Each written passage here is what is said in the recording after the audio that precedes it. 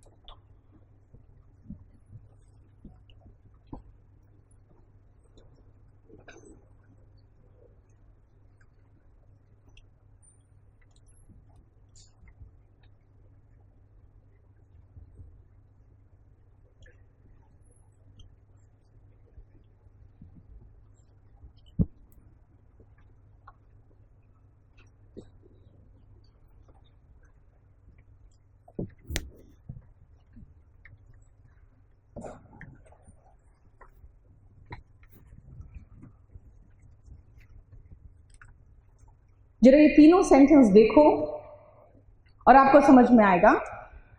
Switch on the light, यहां पे light क्या है, कैसे पता चला नाउन है?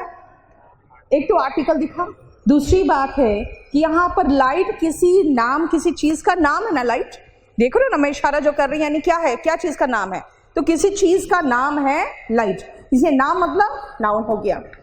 हम first form, second form, third form किसका लगाते हैं? वर्ब का। जब हमने कहा ही सब्जेक्ट लगा दिया, तो उसके बाद यहाँ पे क्या है? वर्ब का सेकेंड फॉर्म है lighted the room, lighted the candle. Light का सेकेंड फॉर्म लिट भी होता है ना। लेकिन यहाँ पे मैंने लाइट का सीधा दिखा दिया आपको कि क्या हमने वर्ब के रूप में यूज किया। She put on a light makeup, he is in light mood. देखो जरा लाइट क्या है, मूड की विशेषता बता रहा है ना। मेकअप की विशेषता बताएगा, तो वो क्या हो सकता है? नाउन या प्रोनाउन की विशेषता बताने वाले शब्द को, बस हो गया। ठीक है, इसीलिए अगर इससे मैं डॉग की बात करूं, dog is a faithful animal, ये क्या है? डॉग इज, है ना, अ डॉग इज, तो अ डॉग, डॉग क्या हो गया? नाउन हो गया। चलो सेकंड देखो, wolves belong to dog family। जानते हो ना, कैट फैमिली, डॉग फैमिली तो जानते हो, बायो पढ़ते हो ना, है ना। तो बायो में है कि जैसे wolves हो गया, वो डॉग फैमिली में आता है ना। और कैट फैमिली में जैसे लाइन वगैरह कैट फैमिली में आता है। तो dog family, family is noun, तो डॉग क्या हो गया? क्या हो गया? एडजेक्टिव हो गया। डॉग का वर्ब के रूप में मीनिंग देखोगे ना डिक्शनरी में, तो वर्ब के रूप में इसका मीनिंग होता है किसी का परसिस्टेंटली, यानी लगातार उसको फॉलो करना। वर्ब के रूप में देखोगे तो अगर मैं सीधा ऐसे लगा दूं, एक सब्जेक्ट, एक ऑब्जेक्ट, और वर्ब में डॉग लगा दूं, ही डॉग्ड मी। अब यहां पे डॉग्ड, DOGGED, क्या हो गया? वर्ब हो गया। इसका मतलब है कि आपको कुछ नहीं, आपने मरियम वेबस्टर डिक्शनरी डाउनलोड किया है? नहीं किया है? आप लोग सबसे पहले ध्यान रखना कि ये डाउनलोड कर लो मरियम वेबस्टर डिक्शनरी अपने मोबाइल पे, और ऑनलाइन डिक्शनरी में अगर आपको कभी चेक करना है तो फ्री डिक्शनरी चेक करना ऑनलाइन, ठीक है ना? क्योंकि फ्री डिक्शनरी जो है ना, इसमें फ्रेजल वर्ब वगैरह सब है। आप जब भी कोई वर्ब देख रहे हो, वर्ड देखना चाहते हो, तो देख लो वो किस किस रूप में काम करता है। वर्ब के रूप में, नाउन के रूप में, एडजेक्टिव के रूप में, तो सब रूप में उसका आप सेंटेंस बना सकते हो, है ना? लेकिन मैंने ये चीज़ नहीं आपको पढ़ाया था कि वही वर्ब उसी को नाउन में, उसी को एडजेक्टिव में। मैंने कहा था कि कुछ वर्ब्स को हम नाउन के रूप में इस्तेमाल कर सकते हैं जब वो आईएनजी फॉर्म में आता है। जैसे स्विमिंग कहा था मैंने। कुछ वर्ब्स नाउन के रूप में आते हैं जब 2 + V1 लगाते हैं।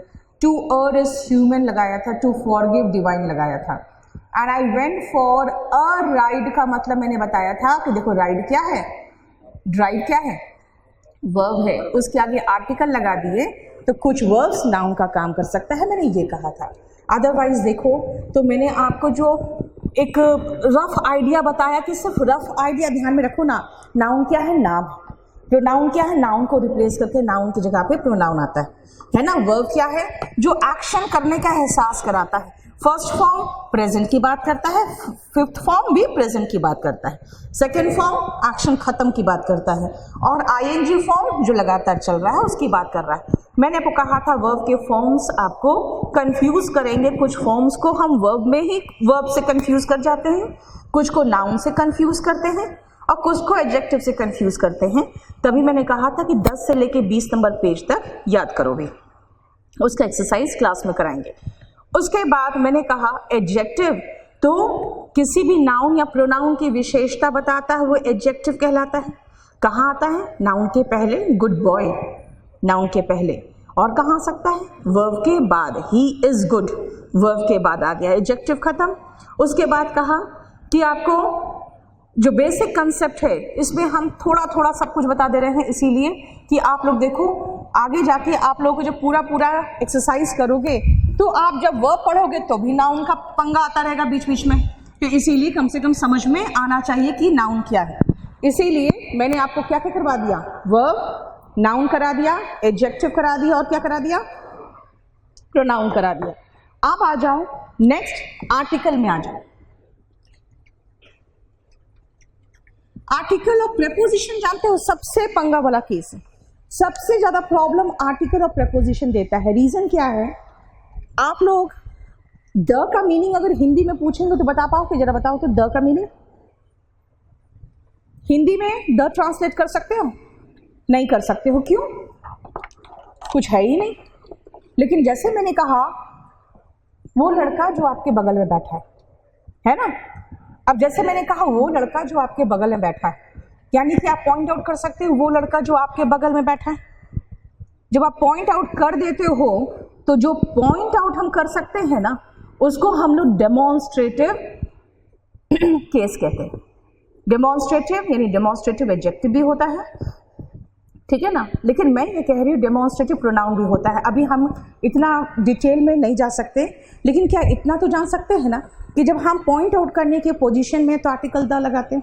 जब हमारे दिमाग में उसकी छवि बन जाती है, the king was very kind, यानी कोई ऐसा किंग की बात हो रही है जिसके बारे में आपको पता है मैं किसकी बात कर रही हूँ, है ना? इसीलिए द का इस्तेमाल हम हिंदी में नहीं कर सकते क्योंकि उसका हिंदी में ट्रांसलेशन नहीं है। इसीलिए हम इंग्लिश में नहीं करते हैं और कई जगह पे हम आर्टिकल खा जाते हैं। जैसे हिंदी में कहते हैं वो अच्छा लड़का है, हिंदी में कहाँ कहते हैं वो एक अच्छा लड़का है, बोलते हो? नहीं। लेकिन वो अच्छा लड़का है, लड़का यानी कि सिंगुलर नाउन हो गया, तो सिंगुलर नाउन हो गया, और अब पहली बार जिक्र हो रहा है ना, तो उसके साथ आर्टिकल ए और एन आता है। इसका मतलब है कि अगर मैं आपको ये कहूँ, कोई कहानी सुनाने चलूँ, once upon a time there lived, अब आपको पता नहीं किसकी कहानी सुना रही है, नहीं जानते हो, आपके लिए वो अननोन है ना?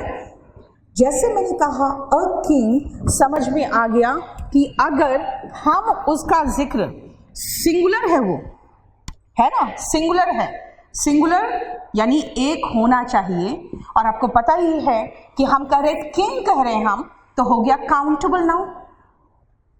जब सिंगुलर काउंटेबल नाउन की बात करते हैं ना हम, तब हम ए और एन तब लगाते हैं, ए एंड द तीनों लग सकता है, कोई भी लग सकता है, लेकिन ए एन हम तब लगाते हैं जब वो इनडेफिनिट है, यानी कि हमें पता नहीं है कि उसके बारे में अब बात करने जा रहे हैं। मैंने क्या कहा, once upon a time there lived, मैंने बताया नहीं कि कौन रहता है, कौन रहता है मैंने बताया नहीं। जैसे मैंने किंग का नाम लिया, समझ गए सिंगुलर है, काउंटेबल नाउन है, नाउन तो गिनती कर सकते हो किंग का। जैसे समझ में आया कि अरे ये तो सिंगुलर काउंटेबल नाउन है और पहली बार मैम ने जिक्र किया है, अभी तो पहली बार नाम ही सुने हैं, तो वो सीधा आपने अ किंग लगाया।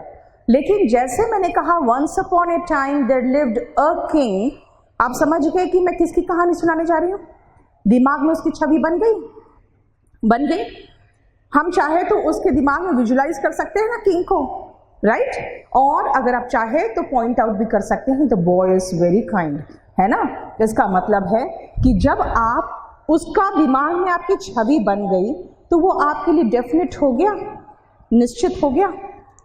जब अनिश्चित होता है और वो सिंगुलर होता है तो हम ए एन लगाते हैं, निश्चित हो गया तो द लगाते हैं। लेकिन जहां तक ये द का सवाल है ना, ये एक तो इनके साथ इस्तेमाल होगा ही, लेकिन ये अनकाउंटेबल के साथ भी इस्तेमाल होता है और ये प्लूरल नाउन के साथ भी इस्तेमाल होता है।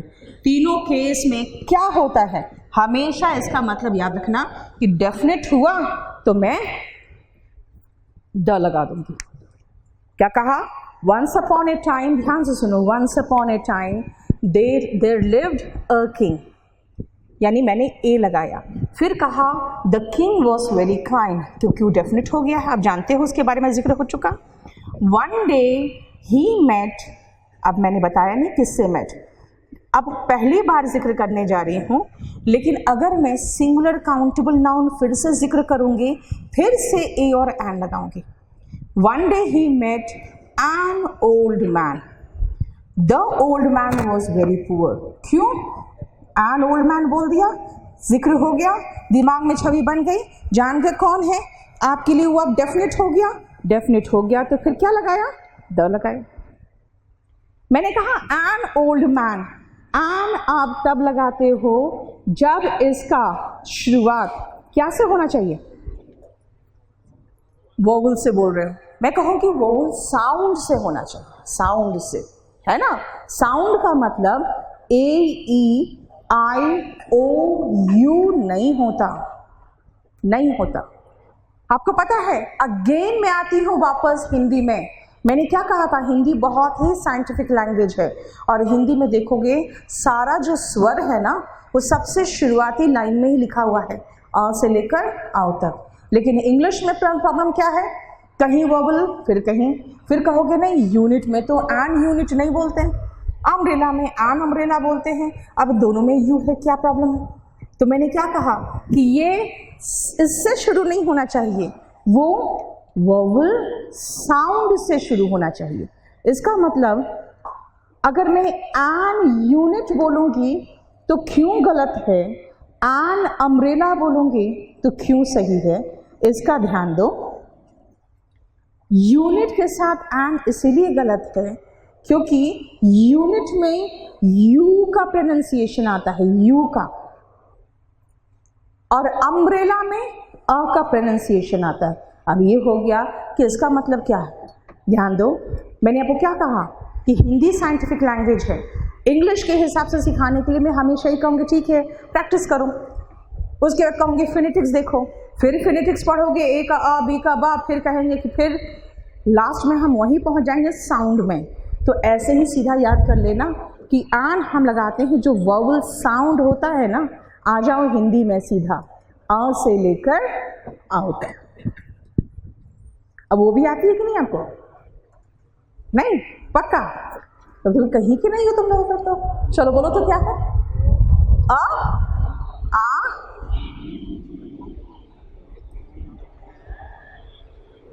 कितना अच्छा लग रहा है सुन के तुम लोग के मुंह से।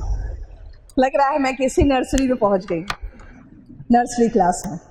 बोलो आ। अब सुनो एक चीज, अब आ ये दोनों का प्रोनाउंसिएशन सुन रहे हो, है ना?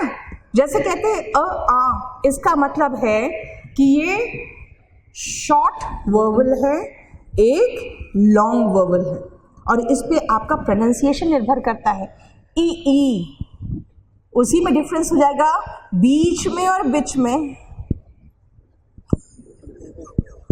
समझ में आ गया? सीधा एक में गाली हो जाएगा।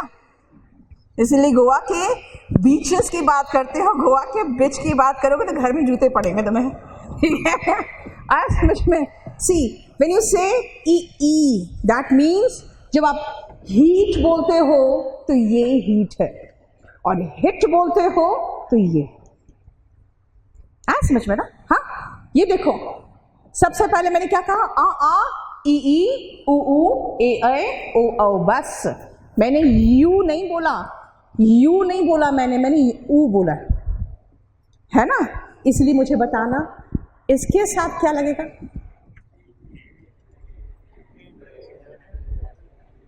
ये ईयर है, ईयर नहीं है, ईयर है, इसीलिए इसके साथ ए लगेगा। ये जो ईयर है ना, ये है, ये इसके साथ एन लगाओ, ठीक है? अब ऑनेस्ट मैन को हॉनेस्ट मैन बोलोगे तो मैं कुछ नहीं कर सकती हूँ, ठीक है? ऑनेस्ट में शुरुआत एच से होता है, लेकिन ऑनेस्ट के साथ नहीं लगता, क्योंकि ऑनेस्ट तो एडजेक्टिव है। मुझे नाउन चाहिए ना, मैन लगाना पड़ेगा, तब मैं एन लगाऊंगी, क्योंकि ये ऑनेस्ट आ रहा है, प्रोनाउंसिएशन पे चलता है। यानी एक तो हम हिंदी में ए और एन, इंग्लिश में ए और एन बोलना जरूरी है, हिंदी में तो एक जनरली हम खा जाते हैं, और द का तो हिंदी होता ही नहीं है। इसीलिए जो मैक्सिमम मिस्टेक्स आप करते हो वो होता है आर्टिकल में और प्रेपोजिशन में, और article is so very important. The reason is आप ट्रांसलेशन करते हो और उसके बाद आर्टिकल खा जाते हो। बताओ, कोई प्रॉब्लम नहीं आता तो? यू आ रहा, ऊ नहीं आ रहा, ठीक है? अब जैसे ट्यूशन का स्पेलिंग क्या बताओ तो? देखो, TUITION, तो सब उसमें ही पूछते हैं, TU से तो काम चल जाएगा, उसमें ट्यूशन नहीं बोल रहे हैं, ट्यू। देख रहे हो? प्रोनाउंसिएशन पर भी हिंदी में तो आप जानते हो प्रोनाउंसिएशन से तो लगभग सारे शब्द सही कर सकते हैं, क्योंकि उसमें आप खाली उसका सही प्रोनाउंसिएशन कर लोगे तो सही हो जाएगा। इंग्लिश में दिक्कत ये है ना कि कई लेटर्स साइलेंट है ना, और उसके बाद कई तो साउंड, कभी सी का साउंड आता है, कभी च आता है, और कभी क भी आता है, तो इसीलिए थोड़ा सा प्रॉब्लम होता है। लेकिन ध्यान रखना कि फिनेटिक्स से बहुत सारे आप प्रोनाउंसिएशन सही कर सकते हो, लेकिन प्रॉब्लम है। इसीलिए देखो, इसमें यू निकल रहा है, इसमें या निकल रहा है, ई नहीं निकल रहा है। जैसे आप कितने लोग हैं, इंजीनियर्स कितने लोग हैं यहाँ पे? बहुत कम लोग, बहुत धीरे से उठाते हैं हाथ, पता नहीं क्यों। और मैं बताती हूँ क्यों धीरे से हाथ उठाते हैं, क्योंकि वो बेचारे जब इंजीनियरिंग करने में गए थे ना, तो घर वालों ने कहा था बस बेटा इंजीनियरिंग कर लो, उसके बाद लाइफ एकदम सेट है ना? और उनको लगा था कि भाई इंजीनियरिंग कर लेंगे, उसके बाद तो सीधा नौकरी मिलेगी और सीधा फिर उसके बाद शादी होगी, फिर लाइफ एकदम सेट है। लेकिन उसका दिक्कत क्या हो गया कि पता चला ना हम तो वहीं पर है जहां पर सारे बेरोजगार खड़े हैं। तो वो टेंशन लेने वाली बात नहीं है। आप जैसे बहुत सारे इंजीनियर्स हैं, इसीलिए आप लोग शर्माओ मत।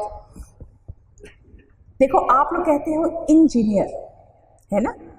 अगर मैं कह रही हूँ इंजीनियर, और दोनों के साथ आपने जो प्रोनाउंसिएशन किया और मैंने जो किया, दोनों के साथ एन आ गया, क्योंकि मुझे पता है कि ई का प्रोनाउंसिएशन ए है, ठीक है ना, और आई का प्रोनाउंसिएशन ई है, तभी मैंने कहा इंजीनियर, ठीक है ना?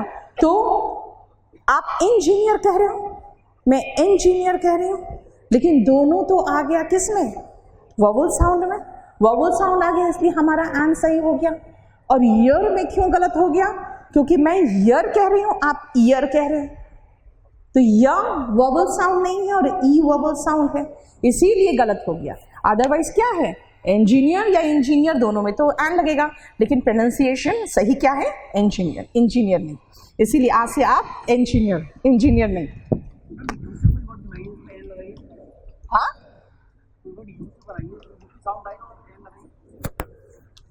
यू की साउंड आए मतलब, हाँ, यू जो है मैंने बता तो दिया, यूनिट, यूनिवर्सिटी, इन सब के साथ क्या आ रहा है, ए आ रहा है। और यू से अगर अम्ब्रेला कह रहे हो, अम्बिलिकल कॉर्ड कह रहे हो, कौन सा साउंड आ रहा है यार, वर्ड दो मुझे। अम्ब्रेला में आ रहा है और आ का साउंड कौन सा हो गया, वॉवल साउंड हो गया। नहीं, कोई ऐसी वर्ड है इसमें यू की साउंड है और एन लगाएंगे, यू लास्ट नहीं पता मुझे, अब तो मुझे वर्ड दे दो, क्योंकि मैं उतना भी सोच नहीं पाऊंगी। आ जाओ, आर्टिकल खत्म, एडजेक्टिव फिनिश्ड, समझ में आ गया। आर्टिकल बेसिक कंसेप्ट तो क्लियर है ना आर्टिकल का, बोलो। अब आ जाओ प्रेपोजिशन में, और अगेन ये बहुत बड़ा पंगा है प्रेपोजिशन का, इसीलिए प्रेपोजिशन में जल्दी ही खत्म कर देती हूँ, बैचेस में प्रेपोजिशन में जल्दी ही खत्म कर देती हूँ। उसका रीजन पता है क्या है? आर्टिकल में कोई प्रॉब्लम है तो बताओ। आपको पता है चीज, आर्टिकल में ये थोड़ा सा पोर्शन है, और जो मैक्सिमम जो बिगर पोर्शन है ना, वो करीबन आपका 2 घंटे से ऊपर चलेगा। और क्वेश्चंस पता है ज्यादा इस पोर्शन से आता है। कहते हैं जो आर्टिकल में 10 मिनट में खत्म होता है ना, वो 80% क्वेश्चन वहां से होता है, और जो ज़्यादा समय लेता है उससे क्वेश्चंस कम होते हैं, क्योंकि उसमें ये पढ़ते हैं ना, जैसे रिवर्स के नाम के साथ आते हैं, स्टेट के नाम के साथ नहीं आता, पंजाब एक्सेप्शन है। तो फिर हर चीज़, जितना नाउन है, जितने भी प्रकार के नाउन है दुनिया में, उन सब के साथ की आर्टिकल की बात हो सकती है ना। तो वो आप पढ़ोगे जब, तो उसके बाद दुनिया भर की चीज़ों का नाम है और सबके साथ आर्टिकल हम लोग डिस्कस करेंगे, लेकिन उससे क्वेश्चंस कितने आते हैं, कम आते हैं। इसे जो मेजर पोर्शन होता है आर्टिकल का वो ये है। आज से ही उसको अपने में इम्बाइब करने की कोशिश करो, ताकि बाद में उसमें आपको गलतियां नहीं हो, ठीक है। आ जाओ प्रेपोजिशन में। अब प्रेपोजिशन में इसीलिए मैं मना करती हूँ कि ट्रांसलेट करके इंग्लिश आप काफ़ी हद तक बोल लोगे और काफ़ी हद तक नहीं बोलोगे, जिंदगी भर एक छाप छूटा रहेगा। अच्छा, ये तो हिंदी मीडियम प्रोडक्ट है, अंग्रेजी बोलने की कोशिश कर रहा है, क्यों? देखो, अगर ट्रांसलेट करोगे और अगर ये बोलना चाहोगे कि मैम आपको बुला रही हैं, पूरा ट्रांसलेट कर लोगे सही सही, बुला रही हैं तो मैम इज कॉलिंग, आपको तो यू आ गया।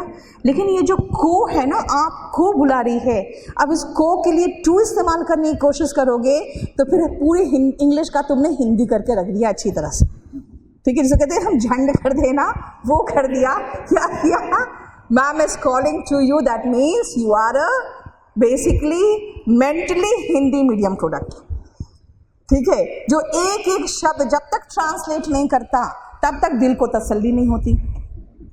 होता है जब आप ट्रांसलेट करके इंग्लिश बोलते हो ना, तो एक एक वर्ड जब तक ट्रांसलेट नहीं करते हो दिल को तसल्ली नहीं होती है। कुछ स्टूडेंट्स कहते हैं what is your good name, क्यों? क्योंकि वो ट्रांसलेट किए हैं क्या चीज का, आपका शुभ नाम क्या। अब शुभ नाम का गुड नेम थोड़ी होता है, ठीक है। अब शुभ वर्ड लगाते हैं हिंदी में, जरूरी थोड़ी कि अंग्रेज भी इतने ही सभ्य लोग होंगे। वो सीधा कहेंगे what is your name, first name, middle name, last name या सर नेम हो जाता है। सर का स्पेलिंग क्या है? SUR है वहां पे, है ना, कि सर नेम हो जाता है, दैट्स इट। अब वो शुभ नाम का गुड नेम बोलोगे तो इसका मतलब है कि मेंटली आप भारतीय हो, और इसको कहते हैं इंडियनाइजेशन ऑफ इंग्लिश लैंग्वेज। समझ में कि इंग्लिश का ही भारतीयकरण कर दिए। और ये बहुत जगह पे हम लोग ये प्रॉब्लम करते हैं, बहुत जगह पे करते हैं। इसीलिए एक एक शब्द का ट्रांसलेशन नहीं हो सकता। प्रेपोजिशन में यही हम मिस्टेक करते हैं। प्रेपोजिशन ट्रांसलेट करने की कोशिश करोगे ना, तब मेरा कहना होगा तो फिर तो संस्कृत सीखो। आती है संस्कृत? नहीं आती। कर्ता नहीं कर्म को करण से के द्वारा के साथ सीखे हो?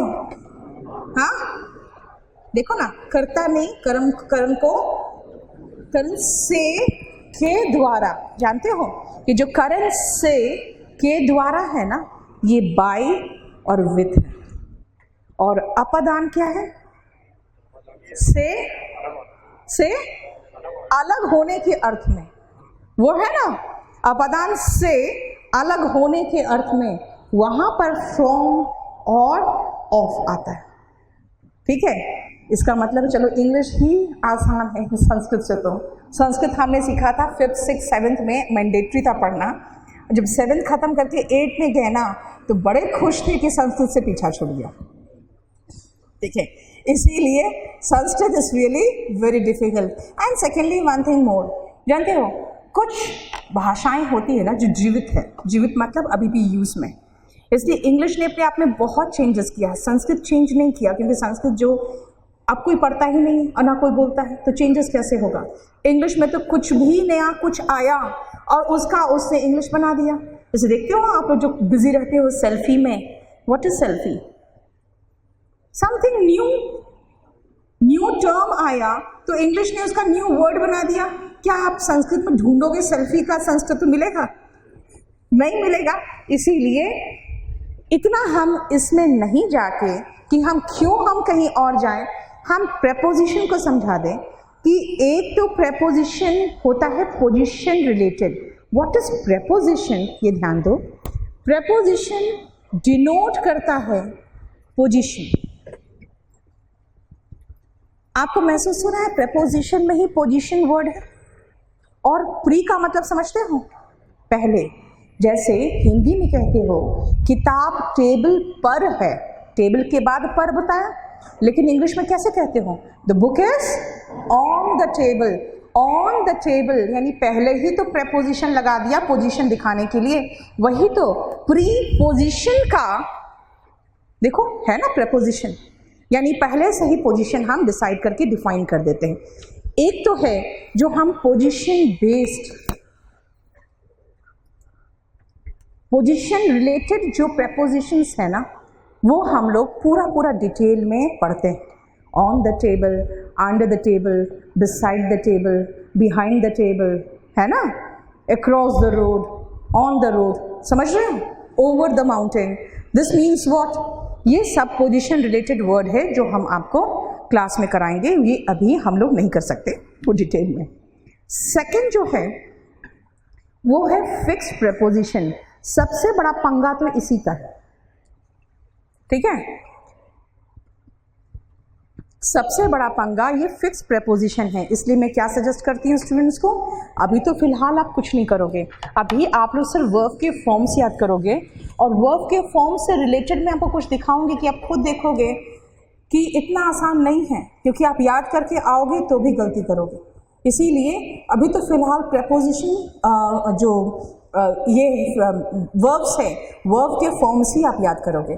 दूसरा क्या है, जो फिक्स प्रेपोजिशन है, जब आप वर्ब याद कर लोगे ना, तब एक बार जब हम टेंस वगैरह ख़त्म कर लेते हैं तब मैं प्रेपोजिशन नहीं कराती हूँ, क्योंकि प्रेपोजिशन मैं एकदम लास्ट में कराती हूँ ना, तो प्रॉब्लम क्या होता है, स्टूडेंट्स फिर क्वेश्चन पूछ नहीं पाते। इसलिए प्रेपोजिशन को बीच में ही ख़त्म करते हैं। ये थोड़ा सा कंफ्यूजिंग चैप्टर है और इसके एक्सरसाइज भी बहुत मैंने दिए हुए हैं आपको, बुक में भी और क्लास में भी कराते हैं बहुत एक्सरसाइज। फिक्स प्रेपोजिशन में रट्टा मारना है। रट्टा मतलब अगर मैं कहूँगी फॉन्ड तो ऑफ, मुंह से निकलना चाहिए आपका of. Addicted to, accustomed to, accused of. इसका मतलब क्या है, capable of, capacity for. This means ये फिक्स्ड है। अब आप पूछोगे कि नहीं क्यों है, तो उसका कोई एक्सप्लेनेशन नहीं। और मैंने कहा ना आपको, आर्टिकल और प्रेपोजिशन में इसलिए मार खाते हो आप लोग, क्योंकि आर्टिकल में तो आर्टिकल को गायब कर देते हो और प्रेपोजिशन में अगर ट्रांसलेट करके प्रेपोजिशन लगाओगे तो वो गलत हो गया। दूसरी बात कहोगे फॉन्ट के साथ ऑफ क्यों है, तो नहीं पता, उसका कोई एक्सप्लेनेशन ही नहीं। इसीलिए आप गलती कहाँ करते हो, फिक्स प्रेपोजिशन में और आर्टिकल के यूज में। इसीलिए कहते हैं आप इंग्लिश में हमेशा बार बार एक ही सजेशन देती हूँ मैं, रीड करो, रीड करो, जो मर्जी वो रीड करो, लेकिन इंग्लिश में रीड करो। जैसे हम लोग करीबन 9th-10th में हम लोग की आदत हो गई थी रोमांटिक स्टोरीज पढ़ने की, ठीक है, मिल्स एंड बून्स वगैरह पढ़ते थे, नॉवेल्स, रोमांटिक नॉवेल्स पढ़ते थे, और घर में डांट पड़ती थी कि अपना स्कूल का बुक छोड़ के और ये नॉवेल्स में घुसी रहती है। लेकिन होता क्या था ना कि अगर उस समय तो छुप छुप के पढ़ते थे, कहीं ऐसा ना डांट पड़ जाए। अच्छा, दूसरी बात है कि हम लोग की जो लाइब्रेरी में बुक्स जो आते थे स्कूल्स में, तो उतना तो उन लोग को पता नहीं होता था सिस्टर्स लोगों को कि कौन सा नॉवल रोमांटिक है और कौन सा मोटिवेशनल है। लेकिन हम लोग जो लाइब्रेरी जाते थे, हम लोग को पता रहता था कि कौन सेक्शन में कहाँ क्या रखा हुआ है, ठीक है। तो ये घर में डांट पड़ता था। लेकिन एक चीज़ हमने पाया कि कब इंग्लिश अपने आप सही होगी हमें पता नहीं चला। और अगर आप रीडिंग करोगे ना, तो कई जगह आपको महसूस होगा कि यहाँ कुछ गलत है, भले करेक्शंस नहीं कर पा रहे हो आप, लेकिन ये काम आपको बहुत ज़्यादा देगा, क्योंकि एसएससी में तो हो जाता है कि हाँ ये गलत है और क्या गलत है, ग्रामेटिकल गलत होता है ना, ग्रामर की बुक पढ़ के आप समझ में आ जाएगा, और ऐसे भी क्लास करने के बाद आप समझ लोगे। लेकिन अगर पीओ का एग्ज़ाम दोगे ना, तो आपको ये दिक्कत होगा, क्योंकि पीओ के एग्ज़ाम में वो जो फीलिंग होती है ना, यहाँ कुछ गलत है, बस वही है जो आपको पास कराएगा। क्योंकि पीओ में एग्जैक्ट ग्रामर बेस्ड क्वेश्चंस होते ही नहीं है, ठीक है ना, वो सेंटेंस फॉर्मेशन में मिस्टेक करता है। इसीलिए फिक्स प्रेपोजिशन अपने आप एक तो प्रैक्टिस से आएगा, जो आप रीडिंग करोगे उससे। दूसरा है फिक्स प्रेपोजिशन करीबन 20 पेजेस आपके वॉल्यूम 1 में, मैं अभी नहीं कह रही, मैं कह रही हूँ बाद में, वॉल्यूम 1 में है लेकिन। और तीसरा जो है वो भी थोड़ा ऐसी चीज़ है जो आप रट्टा ही मार सकते हो, उसका कुछ नहीं हो सकता। कारण क्या है? फ्रेजल वर्ब देखो, सुनो। लुक का मतलब समझते हो? लुक का मतलब क्या है? देखना। लुक फॉर का मतलब क्या होगा फिर? खोजना। लुक इनटू, जांच पड़ताल करना। लुक फॉरवर्ड टू, खुशी के साथ इंतजार करना, एंटिसिपेशन के साथ वेट करना, थोड़ी सी चिंता, थोड़ा सा फिक्र हो और जवाब का इंतजार कर रहे हो, तो कहते हैं looking forward to meeting you. This means अगर कहें पुट ऑन तो पहनना हुआ, तो कहेंगे ठीक है पुट ऑन मतलब पहनना हुआ, तो पुट ऑफ का मतलब उतारना होगा, नहीं है, टेक ऑफ का मतलब उतारना है ना। इसका मतलब है कि यहाँ पर अपना जो मैथ्स वाला कॉमन सेंस होता है ना, वो भी नहीं लगा सकते आप, ठीक है। पुट ऑन मतलब पहनना, टेक ऑफ मतलब उतारना है। पुट ऑफ बोल दोगे तो बुझाना हो जाएगा, है ना, put off the light. This means जो फ्रेजल वर्ब या कहते हैं जिसको कहते हैं प्रेपोजिशनल फ्रेज कह सकते हैं। प्रेपोजिशनल फ्रेज जब कहेंगे ना, तो look into, look for, look up, yes, look up to भी होता है, you look up to your parents, है ना। यानी देखो सब में लुक है, लेकिन देख रहे हो प्रेपोजिशन चेंज हो रहा है ना। चेंज क्या हो रहा है? प्रेपोजिशन। तो क्या हुआ? मीनिंग चेंज हो गया।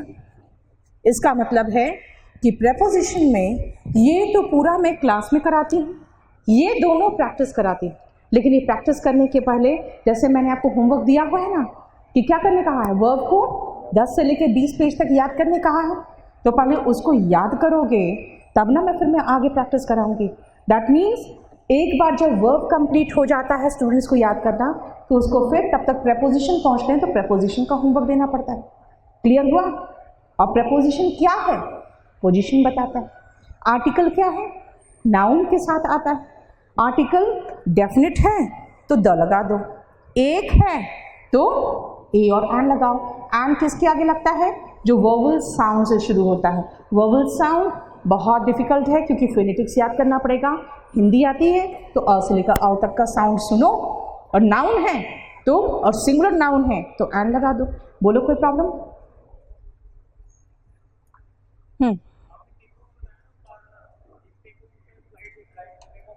सुनो, अगर उसका कहोगे टेक ऑफ, टेक ऑफ का मतलब होता है जब भी चीज़ किसी चीज़ से अलग होता है ना तो टेक ऑफ। जैसे अगर आप कहते हैं कि कपड़े उतारना, जूते उतारना, तो टेक ऑफ योर शूज़ बोलते हैं, है ना। अब टेक ऑफ का मतलब क्या हुआ? अलग करना। उसी तरह से जब लैंड से जब जहाज़ उड़ती है ना, तो कहते हैं टेक ऑफ कर गया, अलग हो गया। और लैंड करना तो देखो LAND वर्ब भी हुआ ना, वहाँ पर वर्ब के रूप में इस्तेमाल हुआ। और ऐसे लैंड का मतलब क्या है? नाउन है, ज़मीन है, फर्श है। इसका मतलब है कि जब वो लैंड कर रहा है तो वर्ब के रूप में इस्तेमाल, यानी एक LAND। आप समझ में आ गया कि नाउन भी है और वर्ब भी है। क्लियर हुआ? सो इस तरह से पहले तो खुद को पूरा कंफ्यूज करो ना। जैसे इसने लैंड बोला, मैंने तुरंत उसका क्या कहा? वो देखो वर्ब फॉर्म है।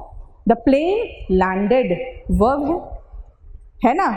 अगर मैं कहूं amphibians can live on land and in water, तो ऑन लैंड जैसे कहा, लैंड वहां पे क्या हो गया? नाउन हो गया। तो आप इस तरह से सोच के पहले तो अपने आप के दिमाग में एक क्लियर पिक्चर बनाओ, कौन सा पार्ट ऑफ स्पीच क्या है, ताकि मैं आगे प्रोसीड तो कर सकूं। बोलो, कोई प्रॉब्लम?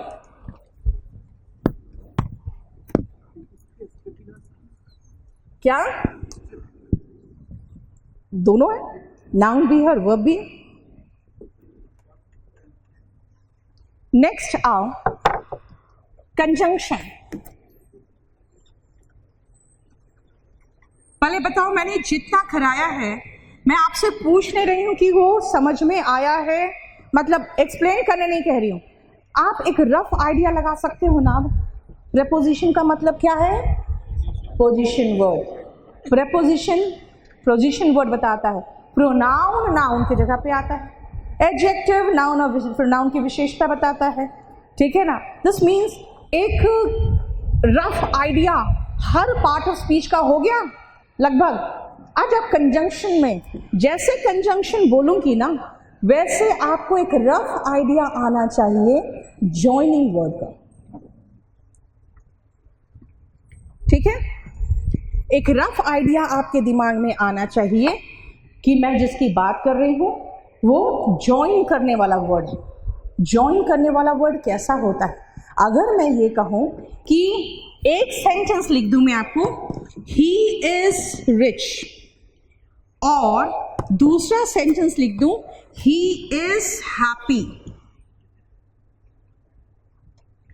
तो कहोगे कि दो अलग अलग सेंटेंस लिखने की क्या जरूरत थी? सीधा लिखते ही is rich and happy, as well as happy, both rich and happy, not only rich but also happy. देख रहे हो? यानी ये आपको लिखना नहीं है सारा, लेकिन आप देख रहे हो मैं कितने सारे वर्ड से जोड़ रही हूं। He is rich as well as happy, he is both rich and happy, he is not only rich but also happy। ये सब कंजंक्शन है। कंजंक्शन क्या करता है? जोड़ने का काम करता है। That's it। बोलो, कोई प्रॉब्लम नहीं? अब अगर कंजंक्शन जोड़ने का काम करता है तो मैं एक और सेंटेंस लिखूं, he is rich, he is unhappy। अरे हिंदी आती है ना हमें, वहीं से हो जाएगा, क्योंकि एक अच्छी चीज है जो पसंद करते हैं हम लोग, और दूसरी अच्छी चीज नहीं है ना। एक डिजायरेबल है और एक अनडिजायरेबल है ना। रिच होना तो सब डिजायर करते हैं, नहीं? क्यों? आप लोग भी क्या चाहते हो? बस हाँ, प्रॉब्लम यही है ना, प्रॉब्लम यहीं पर है।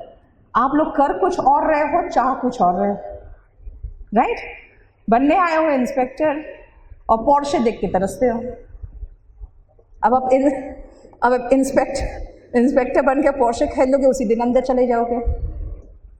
क्या समझ में आया? तो आपको वही काम करना पड़ेगा जहां पे टारगेट हो आपका। अदरवाइज पढ़ोगे, आके पढ़ना चाह रहे हो इंस्पेक्टर, और कहोगे मेरे पास ये गाड़ी होती, तो वो गाड़ी थोड़ी होगी। इंस्पेक्टर बन के वो गाड़ी ले लिया तो फिर खत्म, मामला ही खत्म। यानी रिच इज डिजायरेबल एडजेक्टिव और अनहैप्पी अनडिजायरेबल है। तो हम ऐसे भी तो हिंदी में बोलते हैं ना, वो रिच है लेकिन दुखी है। लेकिन बस सीधा, ही इज रिच बट unhappy.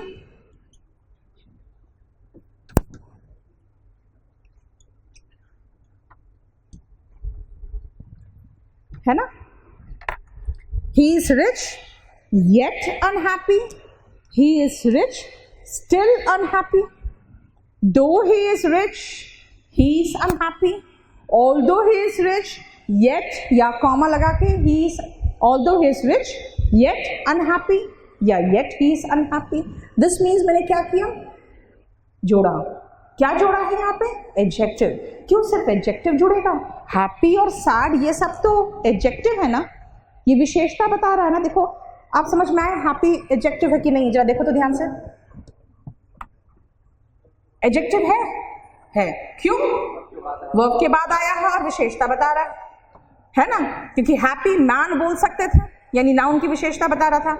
आप मुझे एक बात बताओ, ये दो एडजेक्टिव को जोड़ा. अगर मैं कहूं Ram is my classmate, Shyam is my classmate, जोड़ो तो. Ram and Shyam are my classmates, यानी नाउन को जोड़ा तो प्रोनाउन को तो जोड़ेगा, है ना? क्या? राम एंड श्याम की जगह पे ही एंड, अगर लड़की लगा दे नाम तो शी लगा दे, है ना? He and she are my classmates. तो खाली एडजेक्टिव को ही जोड़ता है, नाउन और प्रोनाउन को ही जोड़ता है. हाँ, he behaved या he worked sincerely and honestly, adverb को भी जोड़ता है. इसका मतलब है कि जोड़ने वाला वर्ड कंजंक्शन है.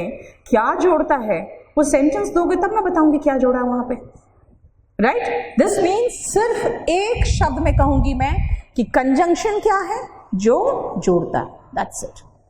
ठीक है, बोलो यहां तक कोई प्रॉब्लम? अब आ जाओ लास्ट में जो एडवर्ब है. और एडवर्ब आसान नहीं है क्योंकि एडवर्ब बहुत कंफ्यूजिंग है. कंफ्यूजिंग क्यों है? क्योंकि हिंदी में एडवर्ब का कुछ और मीनिंग है.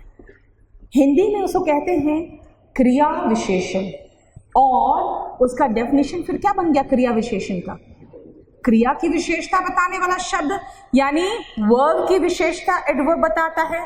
लेकिन एडवर्ब में ये पंगा है कि सेंटेंस में, अब आपको समझ में आ गया, नाउन पकड़ लोगे, प्रोनाउन पकड़ लोगे, एडजेक्टिव पकड़ लोगे, कंजंक्शन पकड़ लिया, प्रेपोजिशन पकड़ लिया, सारे पार्ट्स ऑफ स्पीच पकड़ लिए ना, जो बच गया सब एडवर्ब. आया समझ में? बाकी जो नहीं पकड़ पाए ना वो सब एडवर्ब है. इसलिए एक स्टूडेंट ने मुझसे पूछा था कि मैम जो सेंटेंस में समझ में नहीं आए उसको एडवर्ब मार्क कर दे.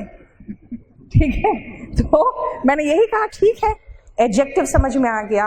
अब एडवर्ब में एक और चीज है कि जब हम एडजेक्टिव में, कुछ एडजेक्टिव्स में जब हम ly लगाते हैं ना तो वो एडवर्ब बन जाता है. ठीक है, इसीलिए एडवर्ब का मैं एक डेफिनेशन नहीं दे पाऊंगी. उसका रीजन बहुत अजीब सा है, क्योंकि एडजेक्टिव में ly लगाते हैं तो एडवर्ब बन जाता है. जैसे ऑनेस्ट मैन, तो ऑनेस्ट क्या है? एडजेक्टिव. ऑनेस्ट मैन में ऑनेस्ट बता दिए एडजेक्टिव है, और उसमें ly लगा दिए तो देखो कहा ही वर्क्स ऑनेस्टली. ध्यान से देखो, वर्क का मतलब वर्क काम करना, और ऑनेस्टली क्या हो गया? एडवर्ब हो गया.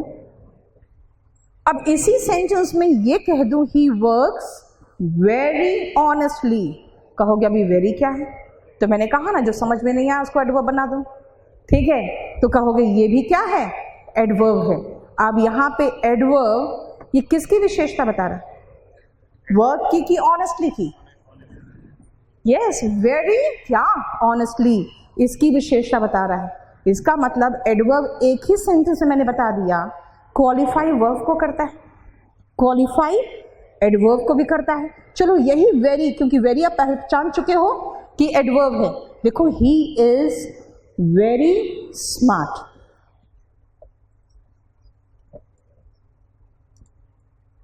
अगर स्मार्ट, ब्यूटीफुल, लवली ये सब क्या है?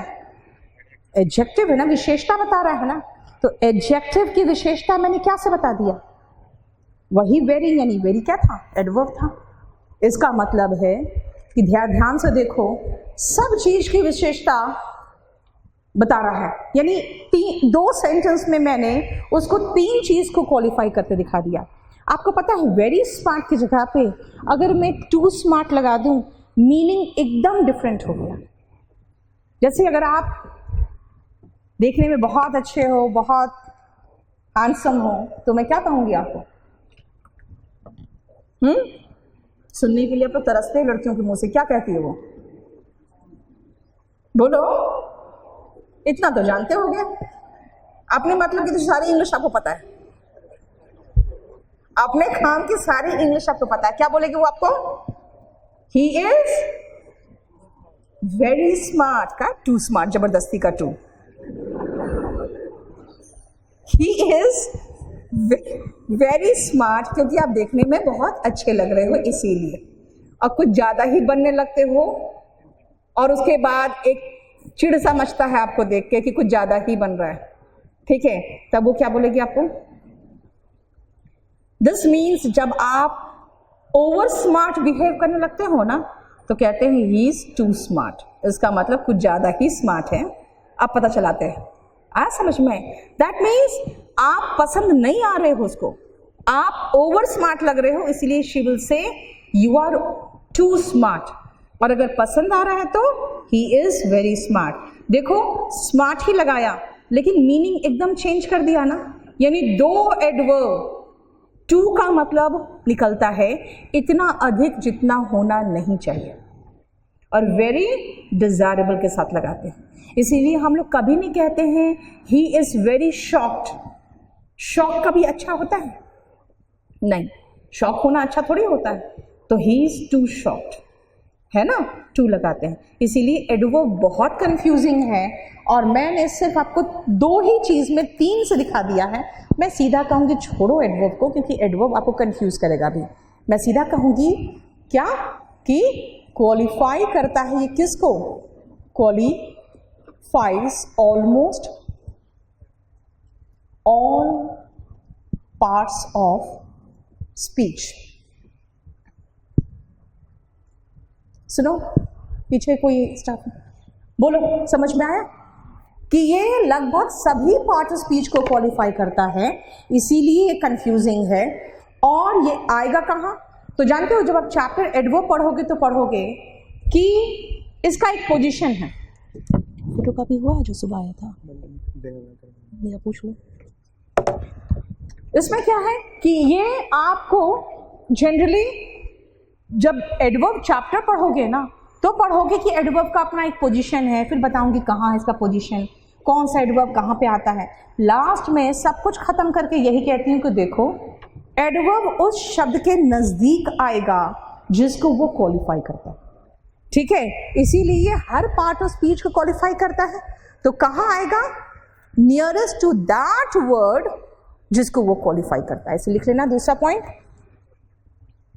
comes near that word which it qualifies.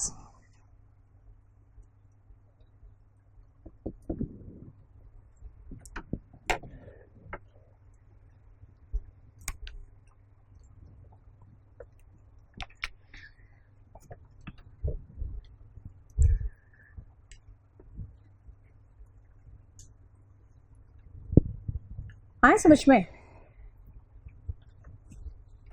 उस शब्द के नजदीक आता है जिसको वो क्वालिफाई करता है। आप सुनो ध्यान से, इसी पर मैं एक एग्जाम्पल दे रही हूं, जरा मुझे बताना कि उसका मीनिंग क्या है। Only Ram saw his dress, किसको क्वालिफाई किया? ओनली राम। मीनिंग क्या निकल रहा है? सिर्फ राम ने उसका ड्रेस देखा। चलो राम की जगह पे ही लगा दूं, only he saw his dress, तो प्रोनाउन को क्वालिफाई कर गया ओनली, ठीक है। आप देखो, इसका चेंज करेंगे, खाली प्लेस चेंज करूंगी, सेंटेंस सेम रहेगा। Ram only saw his dress, सोचो मीनिंग क्या निकल रहा है, बोलो पीछे लोग बोलो। सिर्फ राम ने देखा कि राम ने सिर्फ देखा? अगर मान लो कि आपने कोई ड्रेस सिर्फ देखा और वो ड्रेस में कुछ प्रॉब्लम आ गया है, तो आप कैसे अपना एक्सप्लेनेशन देते हो? मैंने सिर्फ देखा था, मैंने छुआ भी नहीं था, ये बोलते हो ना? तो क्या बोलते हो? I only saw the dress, मतलब आई डिडंट इवन टच। तो क्या ओनली कहाँ लगाते हैं? सॉ के बगल में, I only saw.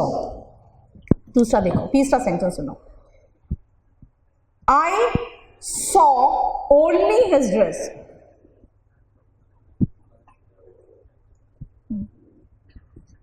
I saw only his dress. बोलो। अब अगर आप पूछोगे उसकी सिस्टर क्या पहनी हुई थी, तो यार मैं शादी में गई थी जिस लड़के का, उसको देखूंगी ना, उसके सिस्टर को क्यों देखूंगी? तो आप क्या बोलोगे? I saw only his dress, मुझे नहीं पता कोई और क्या पहना था, मैंने सिर्फ उसका ड्रेस देखा। फाइन। चौथा देखो, I saw his only dress, मतलब I saw his only dress, उसके पास सिर्फ एक ही ड्रेस था।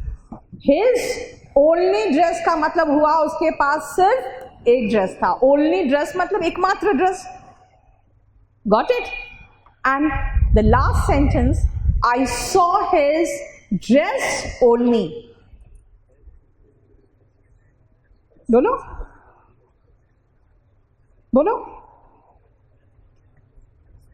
दिमाग पे जोर डालो, मुझे पता है बहुत दिनों से बंद है दिमाग। हाँ, वापस वो डब्बा बंद लेकर थोड़ी जाना है ऊपर कि भगवान कहेंगे थैंक यू सो मच, निकाल के फिर दूसरे में लगा दिया। बोलो। ये तो ट्रांसलेट कर रहे हो तुम। केवल मैंने, केवल ने पूरे सेंटेंस को कंट्रोल कर दिया। यस, आई सॉ हिज ड्रेस ओनली।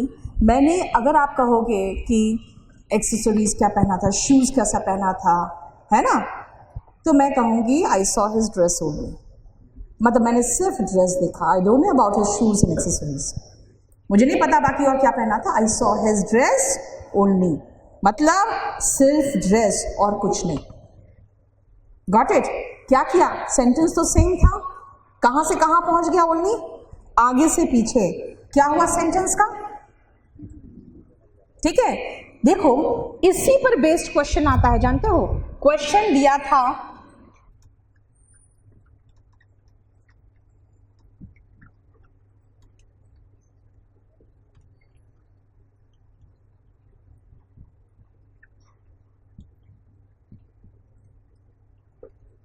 और ध्यान रखना, हमेशा नजर रखो प्रीवियस ईयर क्वेश्चंस पे, हमेशा प्रीवियस ईयर क्वेश्चंस पे नजर रखना। उसका रीजन क्या है आपको बता देता है कि क्वेश्चन का पैटर्न क्या होगा।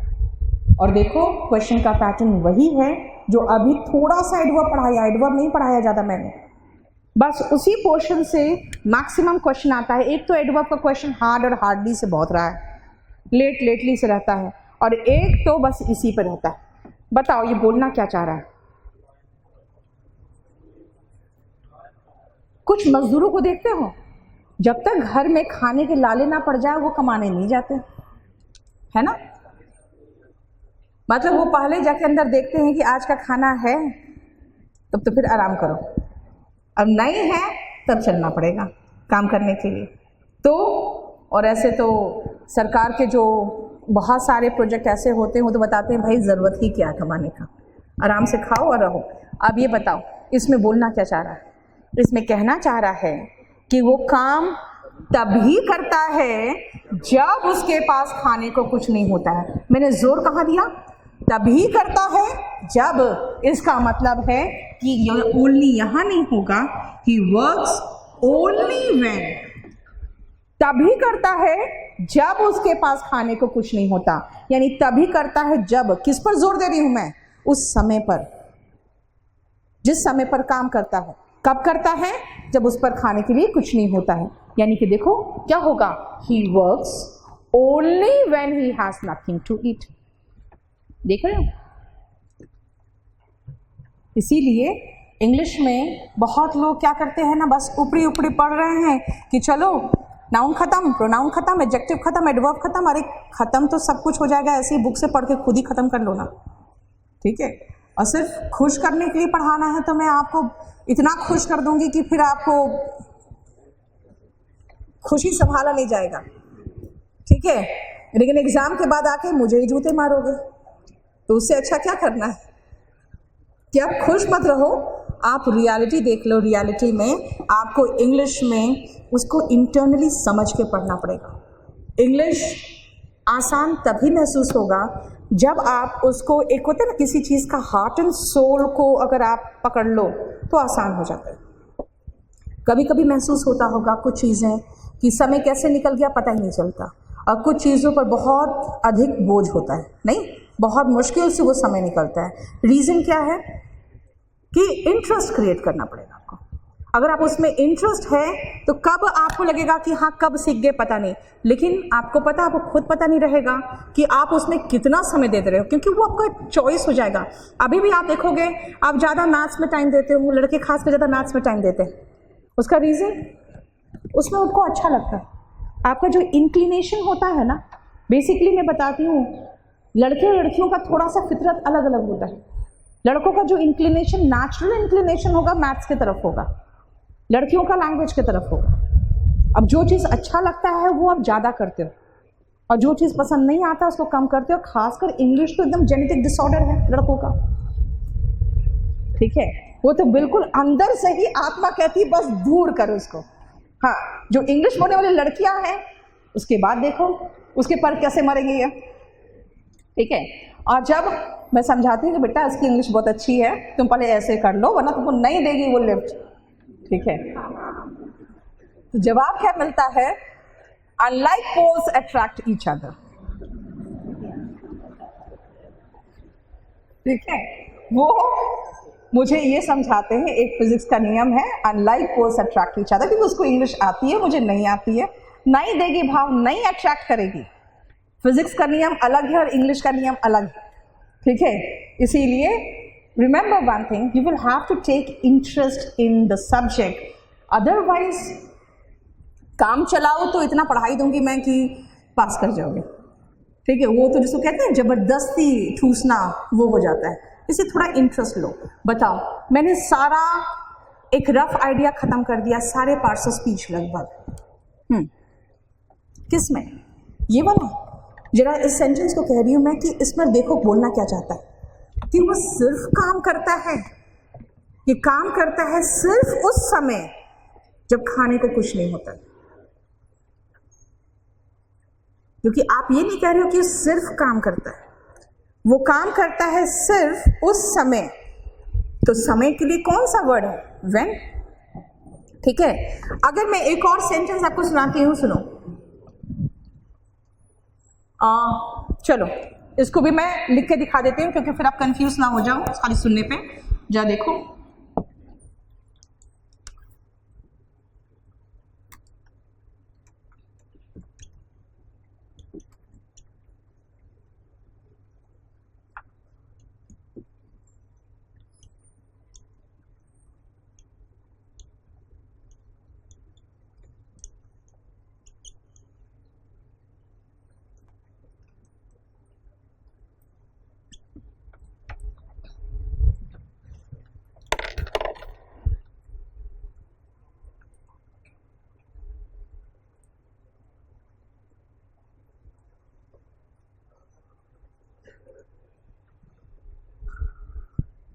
बोलो, सही है?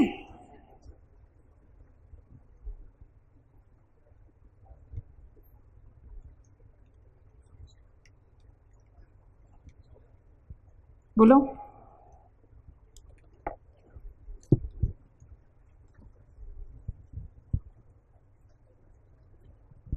मैंने इसलिए कहा कि थोड़ा सा समझो उसके बाद बताओ, सही है? सुनो, यस, आप कह रहे हो स्टूडेंट्स को कभी भी नहीं सिखाया जाता कि कावर्डली मैनर यानी कि कायरतापूर्ण तरीके से लड़े।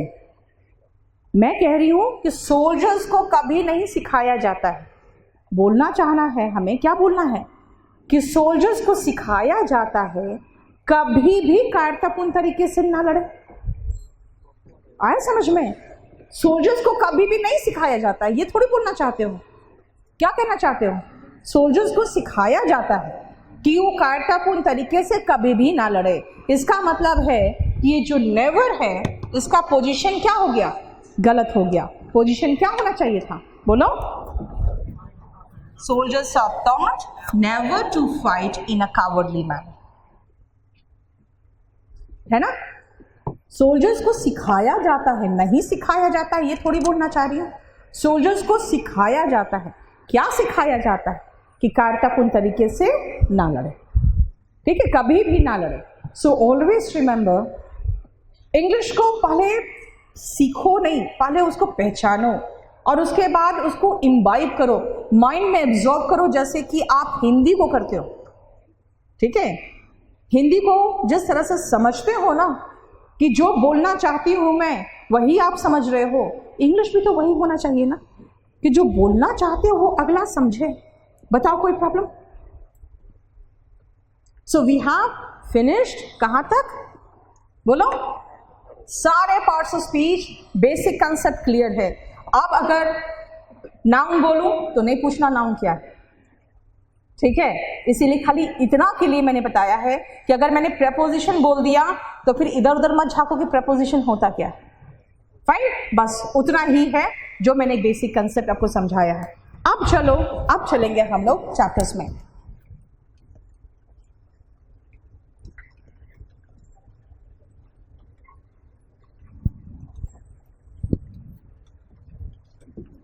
पिछले क्लास में हम लोग ने सारा वोकैबुलरी खत्म कर लिया था?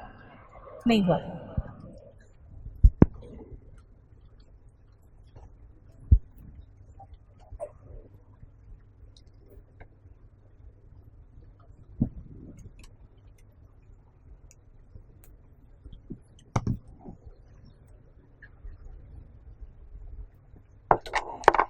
सी,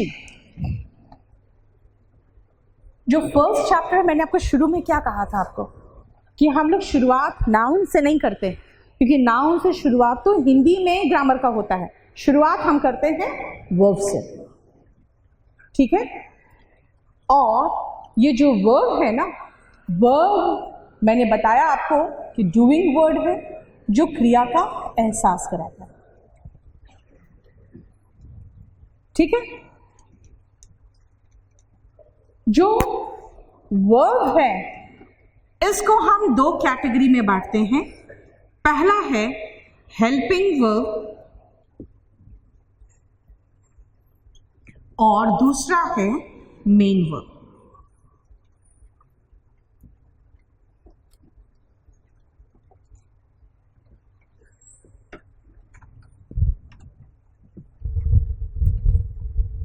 फर्स्ट हेल्पिंग वर्ब है और दूसरा मेन वर्ब है। हेल्पिंग वर्ब क्या करता है? ये हेल्प करता है, ये हेल्प करता है। और मेन वर्ब क्या करता है? ये जो उसका एक्शन है ना, वहां जो एक्शन हुआ उसको डिनोट करता है ना, तो ये क्या करता है? ये डिनोट करता है द एक्शन। जिस एक्शन की बात हो रही है वो डिनोट करता है। और हेल्प करने वाला वर्ब कौन है? Helping verb. जरा 3-4 सेंटेंसेस लो और मुझे डिस्कस कर देते हैं हम लोग फिर कि हेल्पिंग और मेन वर्ब कौन है।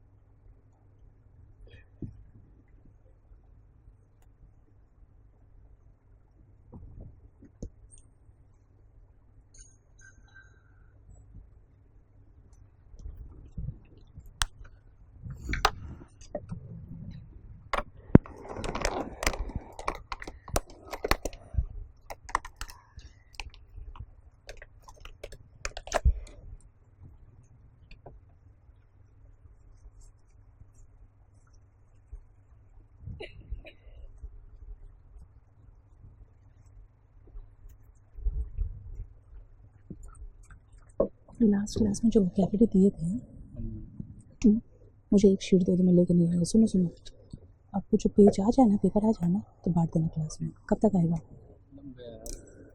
9:30-10 बजे तक नहीं मिल गया था तुम लोग को? नहीं मिला था, 9:30 बजे गया तो फिर कम से कम 4 घंटे फोटोकॉपी। अब सुनो, वर्ब में मैंने कहा हेल्पिंग वर्ब और मेन वर्ब। पहचान तो ले पहले हेल्पिंग वर्ब मेन वर्ब क्या है। मैंने क्या कहा था शुरू में आपको कि एक सेंटेंस में एक वर्ब तो होना ही चाहिए, और अगर एक ही वर्ब दिखाई दे तो वो कौन सा होगा? Of course. क्यों?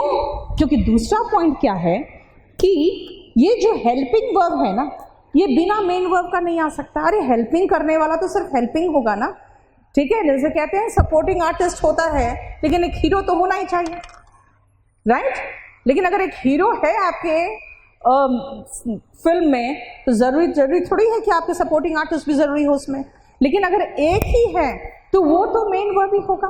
This means helping verb cannot come without main verb. ये नहीं आ सकता बिना मेन वर्ब के, ठीक है। लेकिन मेन वर्ब तो ये तो आ सकता है, can come without the helping verb, ये आ सकता है।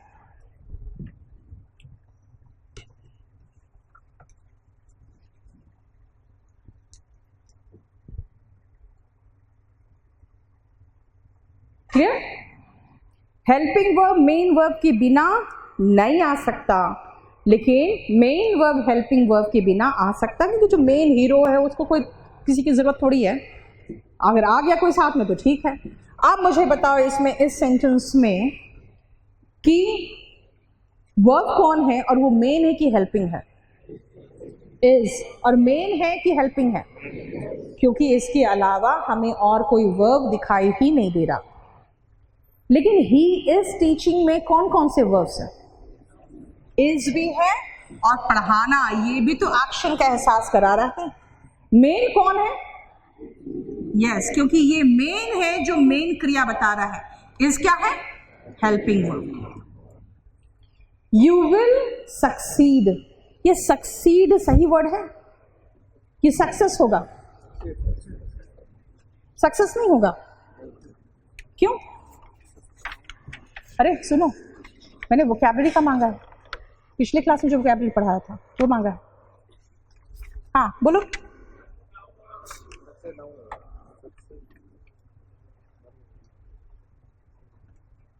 Yes, very good.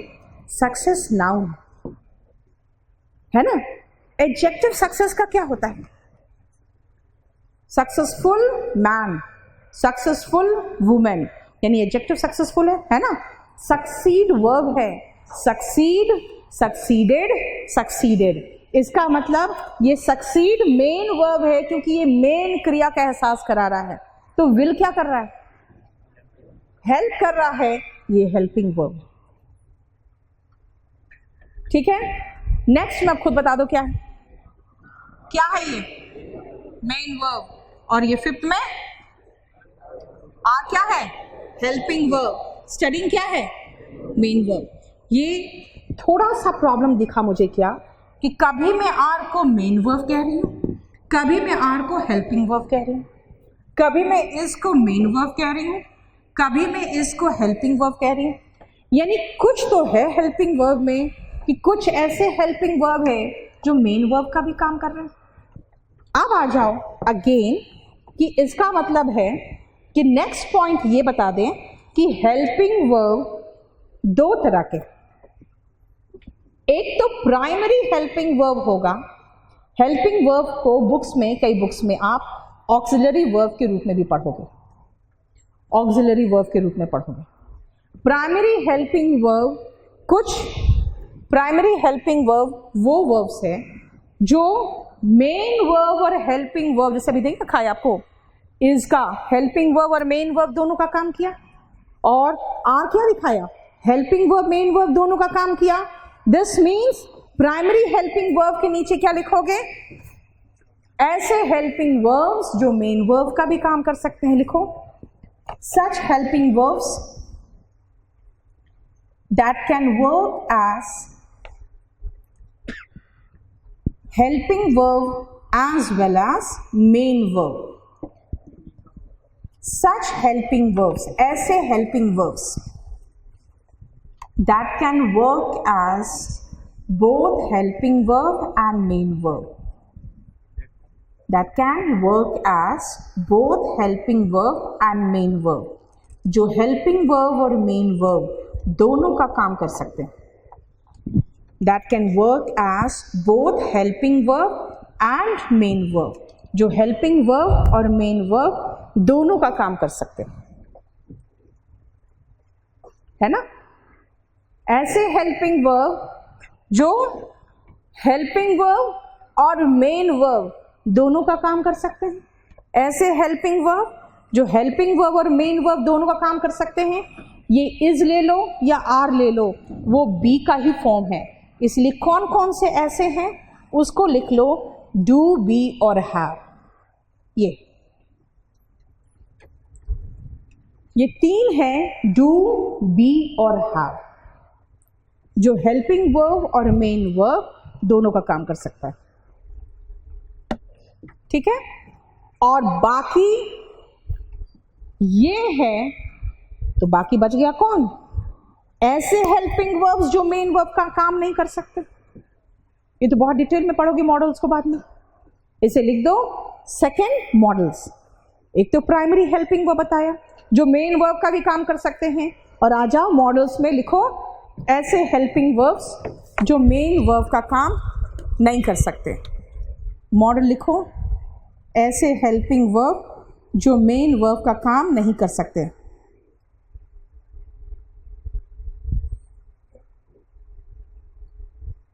ऐसे हेल्पिंग वर्ब्स जो मेन वर्ब का काम नहीं कर सकते. Such helping verbs that do not work as main verb.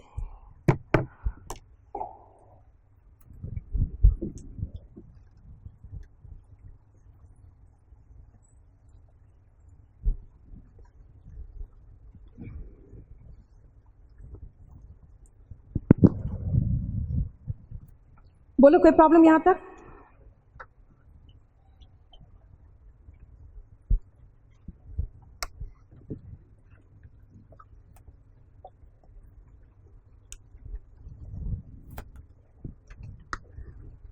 We have finished. क्या मॉडल से बोलना, MODEL मॉडल हो जाता है, ये मॉडल होता है. ठीक है, मॉडल्स मत बोलो. बोलो कोई प्रॉब्लम यहां तक समझ में आया? मैंने क्या बताया? प्राइमरी हेल्पिंग वर्ब एक तो होगा जो मेन वर्ब का काम करता है, एक होता है जो हेल्पिंग वर्ब का भी, एक तो होता है जो मेन वर्ब हेल्पिंग वर्ब दोनों का काम करता है, वो प्राइमरी है. बाकी हेल्पिंग वर्ब है और वो हेल्पिंग वर्ब का ही काम करेगा, वो मॉडल्स. That's it. बाकी मेन वर्ब, तो मेन वर्ब से रिलेटेड तो सबसे पहले आप लोग वर्ब के फॉर्म्स याद करके मुझे टेस्ट दिखाओगे, तब मैं कहूंगी कि मैं आगे बढ़ूंगी आपको. ठीक है. और वो मेन वर्ब से जो हम कंफ्यूज करते हैं ना, वो थोड़ी देर में करेंगे. आ जाओ. आपका इडियम्स एंड फ्रेजेस जो 2 था, जिनके पास शीट नहीं है कोई प्रॉब्लम नहीं, मैं अभी बोर्ड में ही लिख दूंगी, लेकिन नेक्स्ट क्लास से शीट वगैरह लेके आना. हम लोग कहाँ तक कर लिए थे? सॉरी, एस्टेरॉइड तक हो गया था. तो 10th नंबर पे आओ.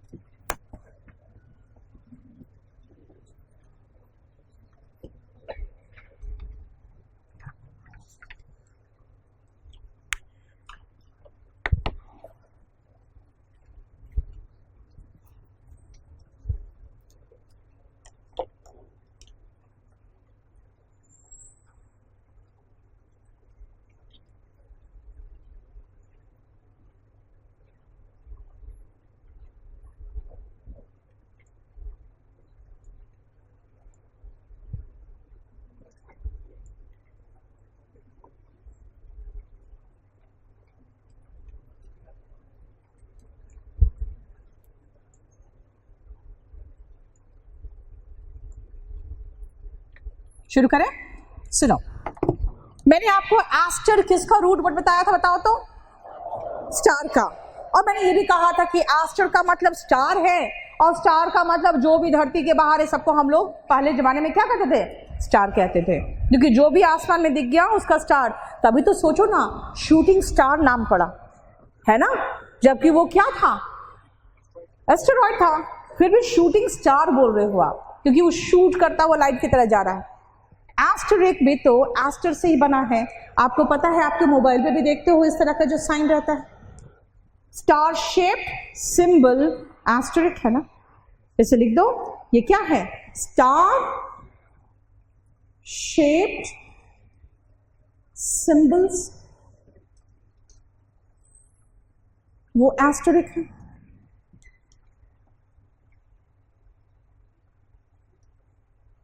ठीक है।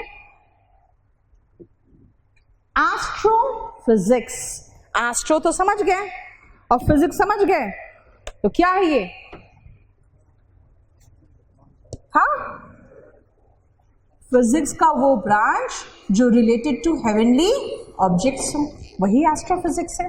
एस्ट्रो का मतलब मैंने बताया स्टार, और स्टार का मतलब अभी मैंने बता दिया कि स्टार का मतलब खाली स्टार नहीं है, जो भी हेवनली ऑब्जेक्ट्स है, यानी कि physics branch of physics, branch of physics related to stars, planets, etc. Astrophysics हो गया, फिजिक्स का वो ब्रांच, ठीक है, जिसको हम एस्ट्रोनॉमी भी यूज कर लेते हैं। आ जाओ डिजास्टर, बड़ा इंटरेस्टिंग वर्ड है डिजास्टर, पता है? डिजास्टर का मतलब क्या होता है? आपदा, विपत्ति। और जानते हो, देख लो, सिर्फ हम लोग सोचते हैं ना कि स्टार्स पे भरोसा सिर्फ हम करते हैं, ऐसा नहीं है। जो इंग्लिश में भी देख लो, जहां से वर्ड की उत्पत्ति हुई है, वहां पर भी स्टार पे भरोसा कर रहे हैं। यानी जब आपके सितारे गर्दिश में हो तभी ये डिजास्टर आता है। आए समझ में? देख लो ना, स्टार से रिलेटेड है ना। That means when your stars are against you, है ना, डिजास्टर वहां से बना है, ये भी एस्टर से बना है। यानी डिस का मतलब हो गया बैड, डिस मतलब क्या हो गया? बैड, खराब। जो भी चीज खराब या नेगेटिव है उसके लिए हम प्रीफिक्स क्या लगाते हैं, याद करो तो? डिस, अन, इन, ये सब लगाते हैं ना। MAL, मैल नरिश्ड, याद है ना? मैल यानी कुपोषण वाला जो होता है ना, इसका मतलब ये सब वर्ड लगाते हैं प्रीफिक्स में। वही डिजास्टर मतलब when your stars are against you, that means disaster का मतलब क्या हुआ? आपदा, विपत्ति, मिसफॉर्च्यून। लो, फिर से फॉर्च्यून ही तो वर्ड आ गया। फॉर्च्यून का मतलब अगेन किस्मत, है ना? फॉर्च्यून का मतलब यानी फॉर्च्यून हो, स्टार हो, ये सब बताता है कि आपके जो परेशानियां आती है क्योंकि आपके सितारे गर्दिश में है। आपका किस्मत देखो ना, फॉर्च्यून खराब, मिसफॉर्च्यून और बैड टाइम कह सकते हो, डिजास्टर, आपदा, जिसको कहते हैं ना नेचुरल डिजास्टर, हिंदी में क्या कहते हैं? प्राकृतिक आपदा। इसीलिए हिंदी में अगर चाहो तो आप आपदा लिख सकते हो, ठीक है। बहुत रूट वर्ड से बना हुआ वर्ड है, ध्यान से देखो।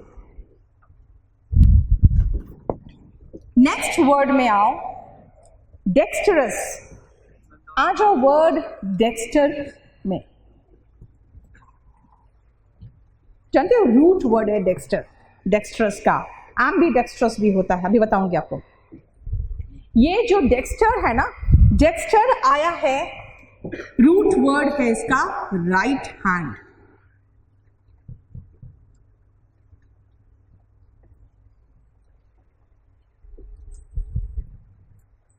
ठीक है, dexter is the root word of right hand, और डेक्स्टर से बना है डेक्स्टरस। अब बताओ, आपके दोनों हाथ में ज्यादा निपुण, ज्यादा क्षमता वाले हाथ कौन से? राइट हैंड है। जब इसी से वर्ड बना डेक्स्टरस ना, तो मतलब हो गया कि आप कैसे व्यक्ति हो? आप स्किल्ड हो, ठीक है। आप स्किल्ड हो, आप एफिशिएंट हो।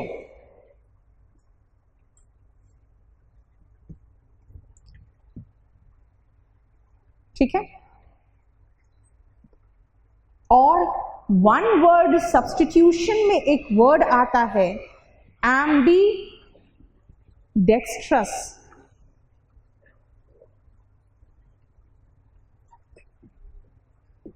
दोनों के स्पेलिंग में कुछ पंगा दिख रहा है क्या? देखो तुम।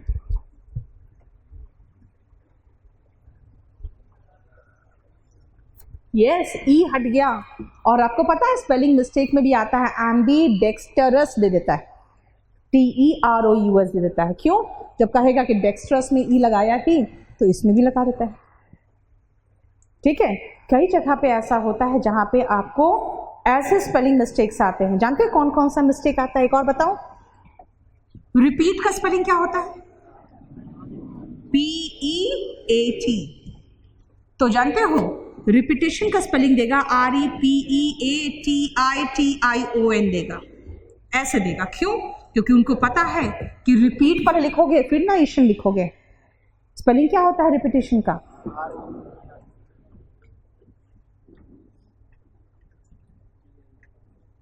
रिपीटेशन। उसी तरह से मुझे बताओ मेंटेन का स्पेलिंग क्या होता है? MAINTAIN। जब मेंटेनेंस बोलते हैं ना तो पहले स्टूडेंट मेंटेन लिखते हैं और नेंस लगा देते हैं, जबकि ये गलत है। क्या है स्पेलिंग?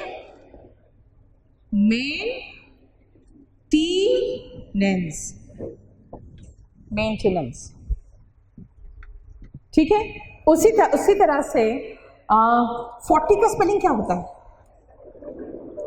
बोलो। FOUR तो 4 हो गया, 40 का FORTY।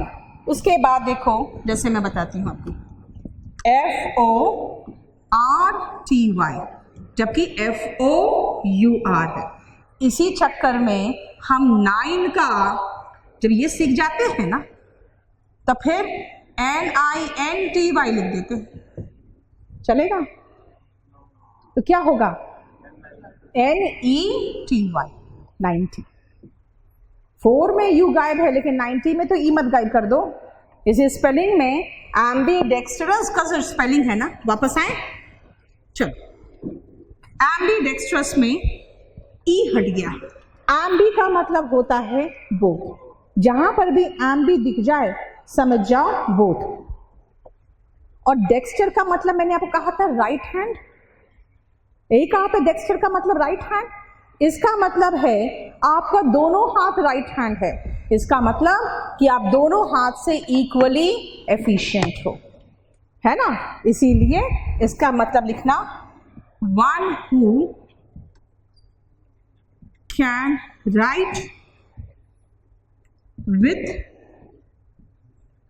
both the hands।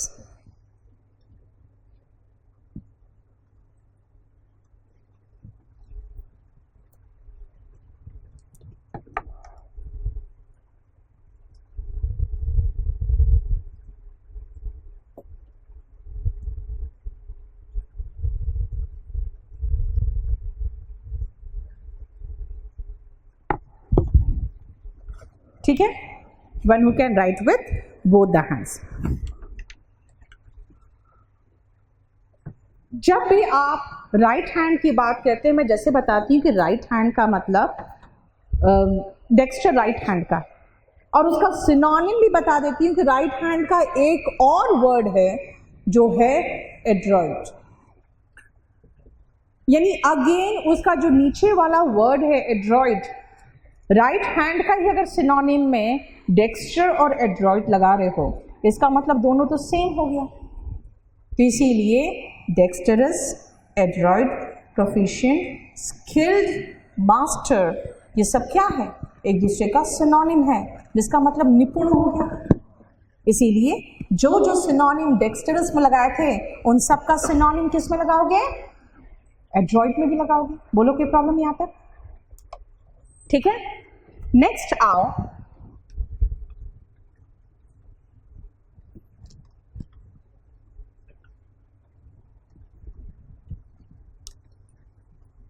Students question नहीं करते और यही प्रॉब्लम।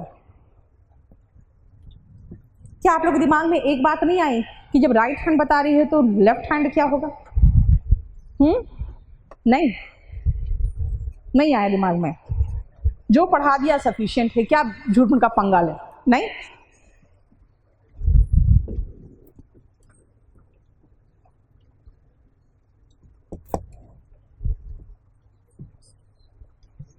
लेफ्ट हैंड से रिलेटेड वर्ड है। और कहते हैं ना, जब आप पूजा करने जाते हो या प्रसाद लेने जाते हो तो आपके पेरेंट्स क्या कहते हैं? जैसे ये हाथ बढ़ाते हो, क्या बोलते हैं वो? दाहिना हाथ बढ़ाओ। क्यों? गृह प्रवेश भी करते हैं तो राइट पैर से करते हैं, लेफ्ट पैर से अंदर नहीं जाते। क्यों? अशुभ मानते हैं ना, है ना? वही अशुभ हुआ, अनलकी, इनऑस्पिशियस। सिनिस्टर का मतलब वही है, अशुभ, अनलकी।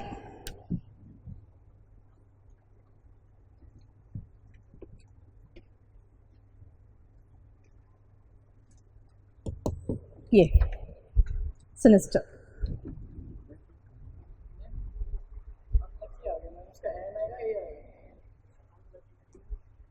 अनलकी। अब मुझे बताओ, आप बताओ।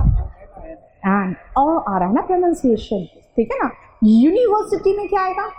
ए आएगा, क्योंकि यू आ रहा है। इसीलिए हमेशा साउंड के हिसाब से चलना, लेटर्स के हिसाब से चलोगे।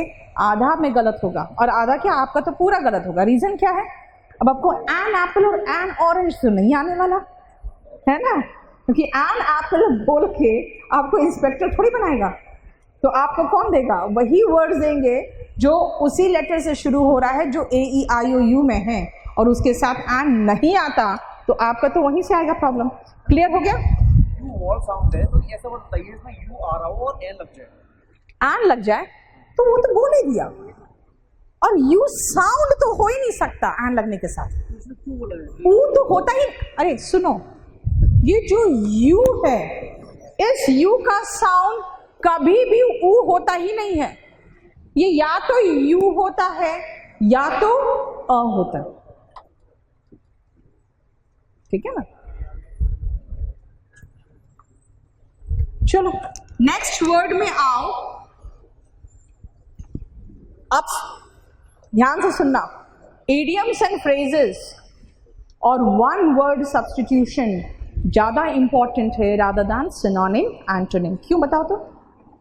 प्री में भी 3-3 मार्क्स के ही है ना, और मेंस में तो 10-10 मार्क्स के हैं।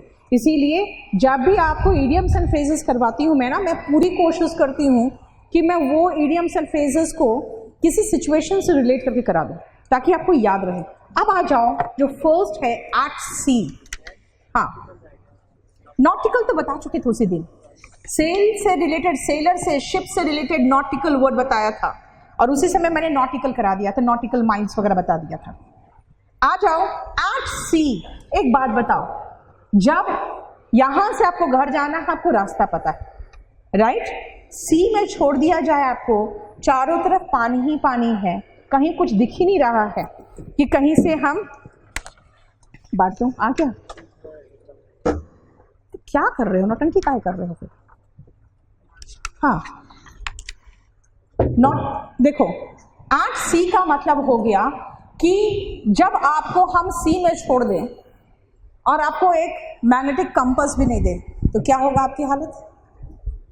कंफ्यूज्ड, लॉस्ट, क्योंकि आपको समझ में नहीं आएगा कि मैं किधर जाऊं। क्योंकि उस समय अगर सूरज सर के ऊपर है तो आपको तो वो ध्रुव तारा भी नहीं जो बता सकेगा डायरेक्शन कौन सा, कहीं पर कोई पेड़, कुछ भी नहीं। इसीलिए कहते हैं कि एट सी का मतलब होता है टोटली कंफ्यूज्ड, ठीक है? इसलिए एट सी का मतलब लिखो totally confused.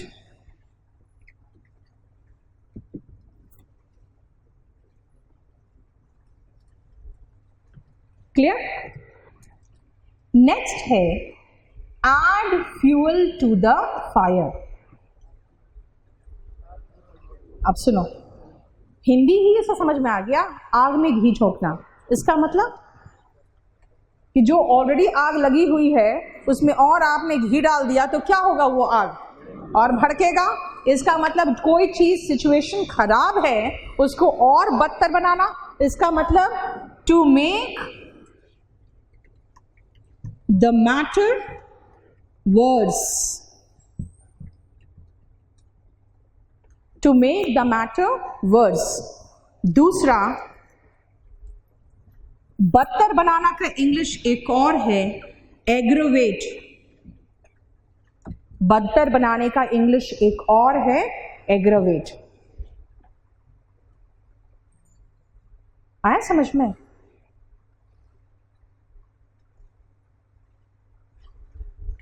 Eight a stone's throw, मतलब अगर आप पूछोगे आपका घर कहाँ है, मैं कहूंगी it is at a stone's throw. इसका मतलब इतना नजदीक है कि पत्थर फेंकूंगी और वहां पहुंच जाएगा, ठीक है ना। अगर कहेंगे कि ऑफिस किधर है आपका, तो मैं कहूंगी it is just at a stone's throw, यानी यहां से अगर मैं पत्थर भी फेंकूं तो मेरे ऑफिस तक पहुंच जाएगा, इसका मतलब है वेरी नियर। इसीलिए एट अ स्टोन्स थ्रो का मतलब लिखो वेरी नियर। एट हैंड तो जो आपके हाथ में है, at a stone's throw very near. Clear? Next है बेल द कैट, बिल्ली के गले में घंटी कौन बांधेगी, वो तो हिंदी जानते हो आप। इसका मतलब आप जान रहे हो स्कूल में कॉलेज में, यहां तो खैर नौटंकी करते हो, उछल कूद मचाते हो, स्कूल कॉलेज में जान भी जाते हो कि टीचर गलत बोल रहे हैं या गलत पढ़ा रहा है, तो भी you don't dare to bell the cat. Why? Internal तो सारा उसके हाथ में नहीं, इसीलिए आप पंगा नहीं लेते हो टीचर से। क्यों? Because you don't want to bell the cat. इसका मतलब है to take the first risk. Bell the cat का मतलब हो गया to take the first risk, खतरा मोलना।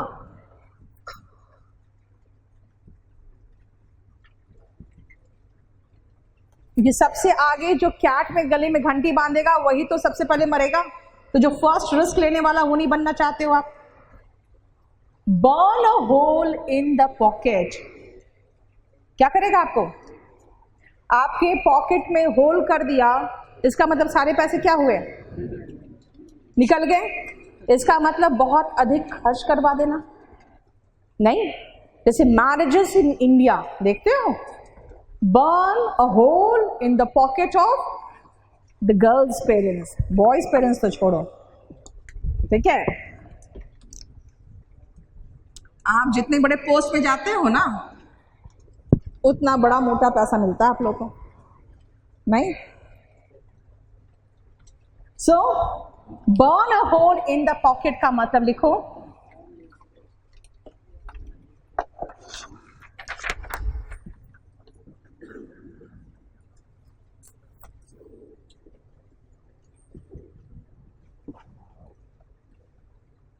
To cause great expenditure. मुझे भी दे दो एक। अच्छा दे दिया मुझे, ठीक है, ठीक। क्लियर? ब्लू ब्लड का मतलब क्या होता है? सुनो, इससे बना हुआ कैसे है, ध्यान से सुनना। ब्लू ब्लड का मतलब होता है, नीचे भी बेसमेंट में भी दे देना, बेसमेंट में दिया हूं। ब्लू ब्लड का मतलब क्या होता है, ध्यान से सुनो। जो अंग्रेज हमारे पे रूल किए ना, बहुत गोरे होते थे, बहुत गोरे। अब उनका जो नस दिखता था वो कैसा दिखता था? ब्लू दिखता था। तो जो अफ्रीकन या इंडियंस वगैरह जो थे, हम लोग जो रूल्ड होते थे, वो मानते थे कि यार ये तो शाही लोग हैं, है ना, इनका तो खून ही ब्लू है। आया समझ में? ये लोग शाही है, यानी ये लोग हमारे पे जो राज कर रहे हैं, ये तो अलग जाति या प्रजाति के ही लोग हैं, इनका खून ही नीला है। इसीलिए तब से ब्लू ब्लड बना। ब्लू ब्लड का मतलब हो गया रॉयल, शाही। ब्लू ब्लड का मतलब क्या हो गया? शाही। ठीक है। उसके बाद 24 में आओ, पहले तो बैड ब्लड में। ब्लू ब्लड के बाद सीधा बैड ब्लड में आ जाओ। बैड ब्लड का मतलब होता है ना, जैसे नहीं कहते हो, देखो ये कहाँ से उत्पत्ति हुई है ना। अब जैसे बच्चे ही अगर अपने पेरेंट्स को पीट रहे हैं या भाई में लड़ाई हो रही है तो कह देते हैं इसका खून ही गंदा है। नहीं, इसका खून ही गंदा है, इसका मतलब इसके पेरेंट्स भी ऐसे थे, ये भी ऐसा है, और ये आपस में ही इसकी लड़ाई, इनका खून ही गंदा है। दिस मीन्स जिस तरह का उनमें इल फीलिंग था या लड़ाई झगड़ा था, ठीक है ना, तो दुश्मनी देखे कहते हैं इनका खून ही गंदा है। यहाँ से ये शुरू हुआ, लेकिन अब इसका कहाँ यूज करते हैं हम? सब जगह पे, जहां पर भी दुश्मनी है वहां पर बैड ब्लड लगा देते हैं। इसका मतलब क्या हो गया? एनमिटी। इसका मतलब दुश्मनी, एनमिटी। दुश्मनी का सिनोनिम में एनिमोसिटी भी लिख देना, बैड ब्लड।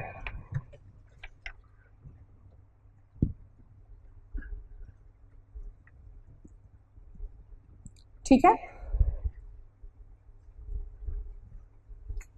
ब्लू मर्डर तो होता है हो हल्ला, शोर शराबा, ठीक है ना, यानी कुछ ऐसी चीज को लेकर हल्ला मचा रहे हो जो जनरली होता भी नहीं है, और अगर होता भी है तो अब उसको कुछ ज्यादा ही हल्ला मचा दिए। और इसके लिए ये हो हल्ला हो गया ना, ब्लू मर्डर क्या है? हो हल्ला। इसका मतलब है कि अगर ब्लू मर्डर के आगे वर्ब लगाओगे ना तो क्राई या स्क्रीम लगाना, क्योंकि हो हल्ला क्या करते हो आप? मचाते हो ना, तो यू क्राई ब्लू मर्डर, यानी ब्लू मर्डर का मतलब लिख दो आउट क्राई, यानी हो हल्ला। ठीक है। और अगर छोटे छोटे बात पे आप हो हल्ला मचाते तो मैं कहूंगी you cry blue murder on every small thing, on the drop of A hat, है ना। इसका मतलब बहुत छोटी सी बात पर you cry blue murder, cry के साथ यूज होता है, स्क्रीम के साथ ब्लू मर्डर यूज होता है। ब्लू मर्डर के पहले वर्ब कौन सा यूज करोगे? क्राई, नहीं तो स्क्रीम। क्यों? क्योंकि मचाने की बात कर रहे हो ना, हो हल्ला तो हमेशा मचाया जाता है ना। और ये तो आप अच्छे से जानते होगे, बीट ब्लैक एंड ब्लू क्या करते हैं? पीट पीट के नीला कर देना, अच्छे से पीटना। इसीलिए ब्लैक एंड ब्लू के साथ बीट तो लगा दिया है, लेकिन आपको एग्जाम में बीट वर्ड नहीं देगा, खाली देगा ब्लैक एंड ब्लू। इसका मतलब टू बीट वेरी बैडली, लिख लो,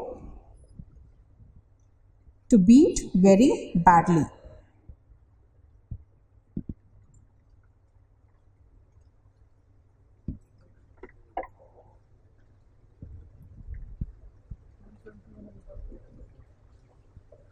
ठीक है। 21 burn a hole in the pocket का मतलब बहुत अधिक खर्चा करवा देना। चलो, अब आपको मैंने जो कहा था, क्या कहा था? वर्ब के फॉर्म्स याद करने, ठीक है। सबसे पहले अभी फिलहाल जल्दी फटाफट 5 मिनट के अंदर मुझे 1 से लेकर 30 तक के फॉर्म्स जल्दी लिखो, तो जितना ब्लैंक है बस उसी ब्लैंक में लिखना।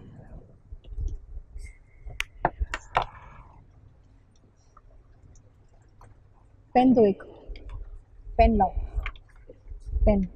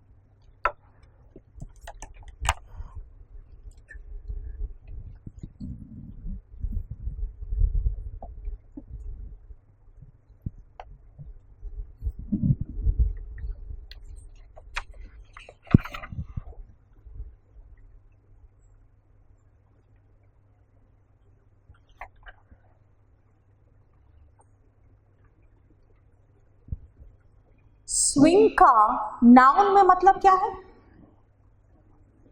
स्विंग का नाउन में मतलब झूला, और स्विंग का वर्ब में मतलब या तो झूलना या फिर एक्शन में जब आते हो ना तो कहते हैं the police swung into action, तेजी से एक्शन में आ जाना है स्वंग इनटू एक्शन, यानी स्विंग इनटू एक्शन भी कहते हैं। एक्शन में आने के लिए भी हम जो फ्रेज यूज करते हैं ना वो यूज करते हैं the police swung into action. देख लो उसका यूज देखना। आप स्विंग का सेकेंड फॉर्म क्या लगाए हो? स्वंग, वर्ब का सेकेंड फॉर्म लगा दिया, इनटू एक्शन। अब आपको स्विंग का यूसेज समझ में आ गया। एक्शन में आना यानी तेजी से ऐसे, यानी स्वंग इनटू एक्शन। ठीक है, स्विंग, स्वंग, स्वंग हो गया। जो रिंग है, डब्ल्यू यहां पे साइलेंट है, इसका मतलब क्या है? निचोड़ना, निचोड़ना, रिंग। सेकेंड फॉर्म क्या है? रंग। थर्ड फॉर्म रंग है।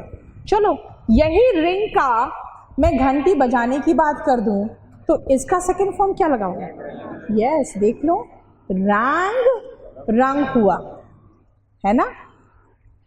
लेकिन अगर इसके आगे डब्ल्यू लगा दिया तो ये फॉर्म गलत है, ये कोई फॉर्म नहीं है, ये ध्यान रखना।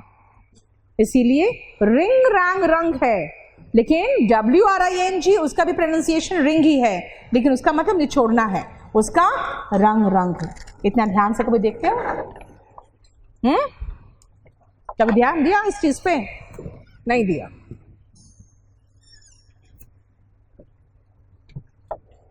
फाइंड का फाउंड, फाउंड होता है। फोर्थ में वर्ब का थर्ड फॉर्म में फाउंडेड लिखा है, ये क्या होगा? फाउंड, फाउंडेड, फाउंडेड मतलब स्थापित करना, टू एस्टैब्लिश। फाइंड का मतलब तो खोजना होता है, लेकिन फाउंड, फाउंडेड, फाउंडेड का मतलब स्थापित करना।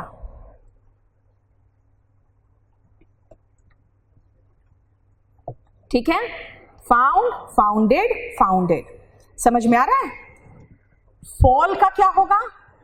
Fail, fallen, fall, fail, fallen, FELL, और फॉलन का FALLEN। इसका मतलब क्या हुआ? गिरना, है ना। लेकिन उसके बाद देखो मैंने सेकेंड फॉर्म फेल्ड दिया है, ये किसका होगा? फेल, फेल्ड, फेल्ड, गिराना,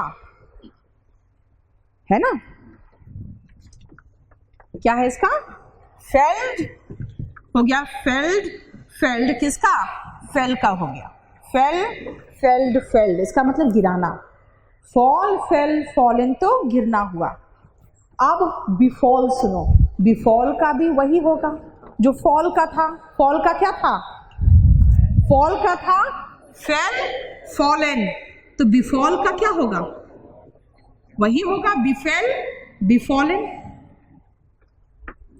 बिफॉल का क्या बनेगा? बिफेल, बिफॉलन।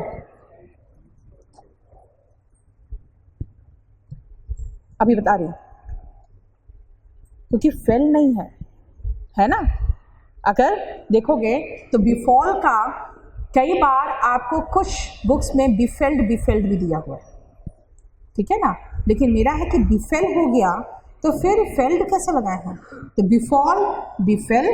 अब सुनो, बिफेल का सुनो। जब कोई विपत्ति या आपदा अचानक सर पे आ जाए तो क्या कहते हैं कि ये परेशानी सर पे आ गई, द प्रॉब्लम्स बिफेल मी, है ना। बिफेल द फैमिली, बिफेल का मतलब क्या हुआ? अचानक सर पर आ पड़ना, ये लिख दो। बिफॉल का मतलब लिख देना, अचानक आ पड़ना।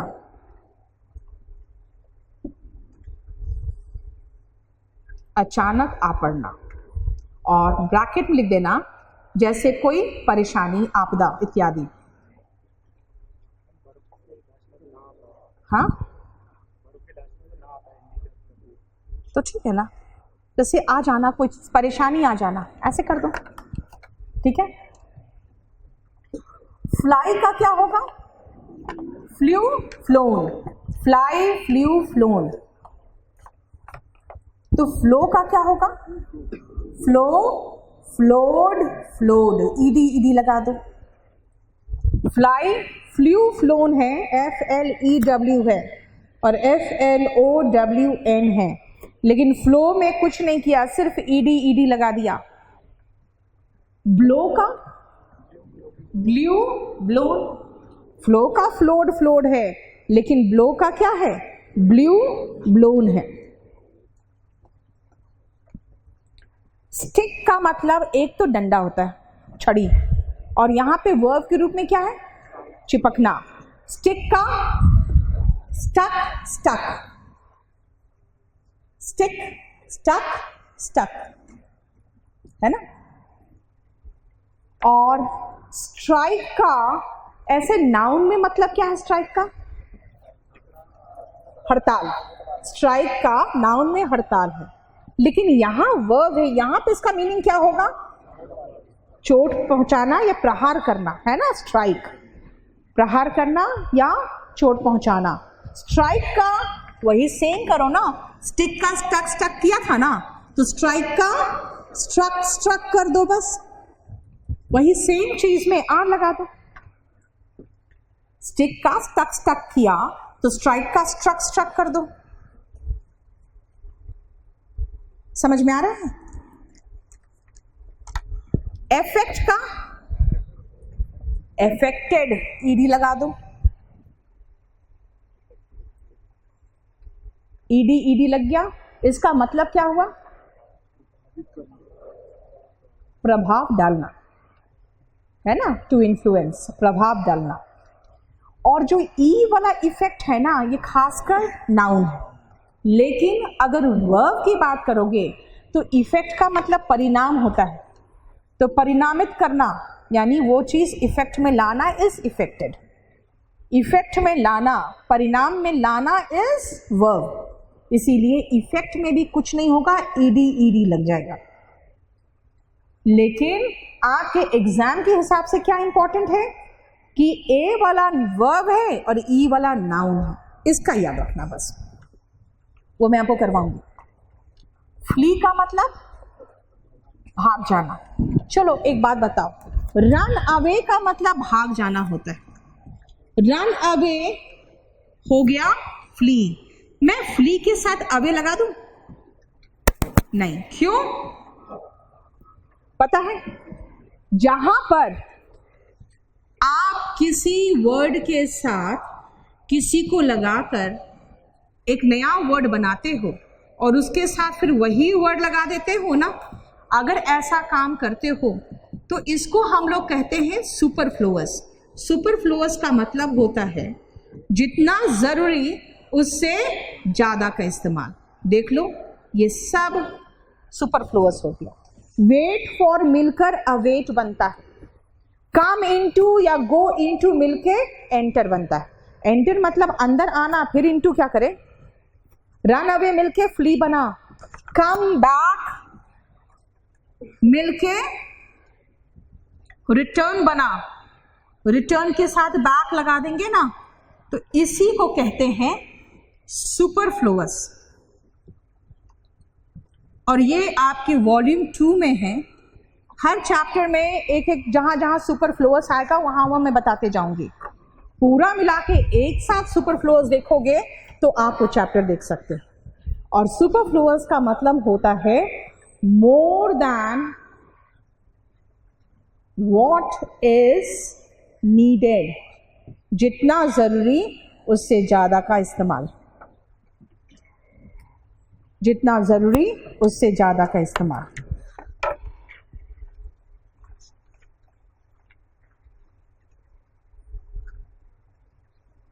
ठीक है, आपका होमवर्क है, ये पूरा शीट करके आओगे नेक्स्ट क्लास में और वो पूरा डिस्कस करके यहाँ खत्म करेंगे। ठीक है।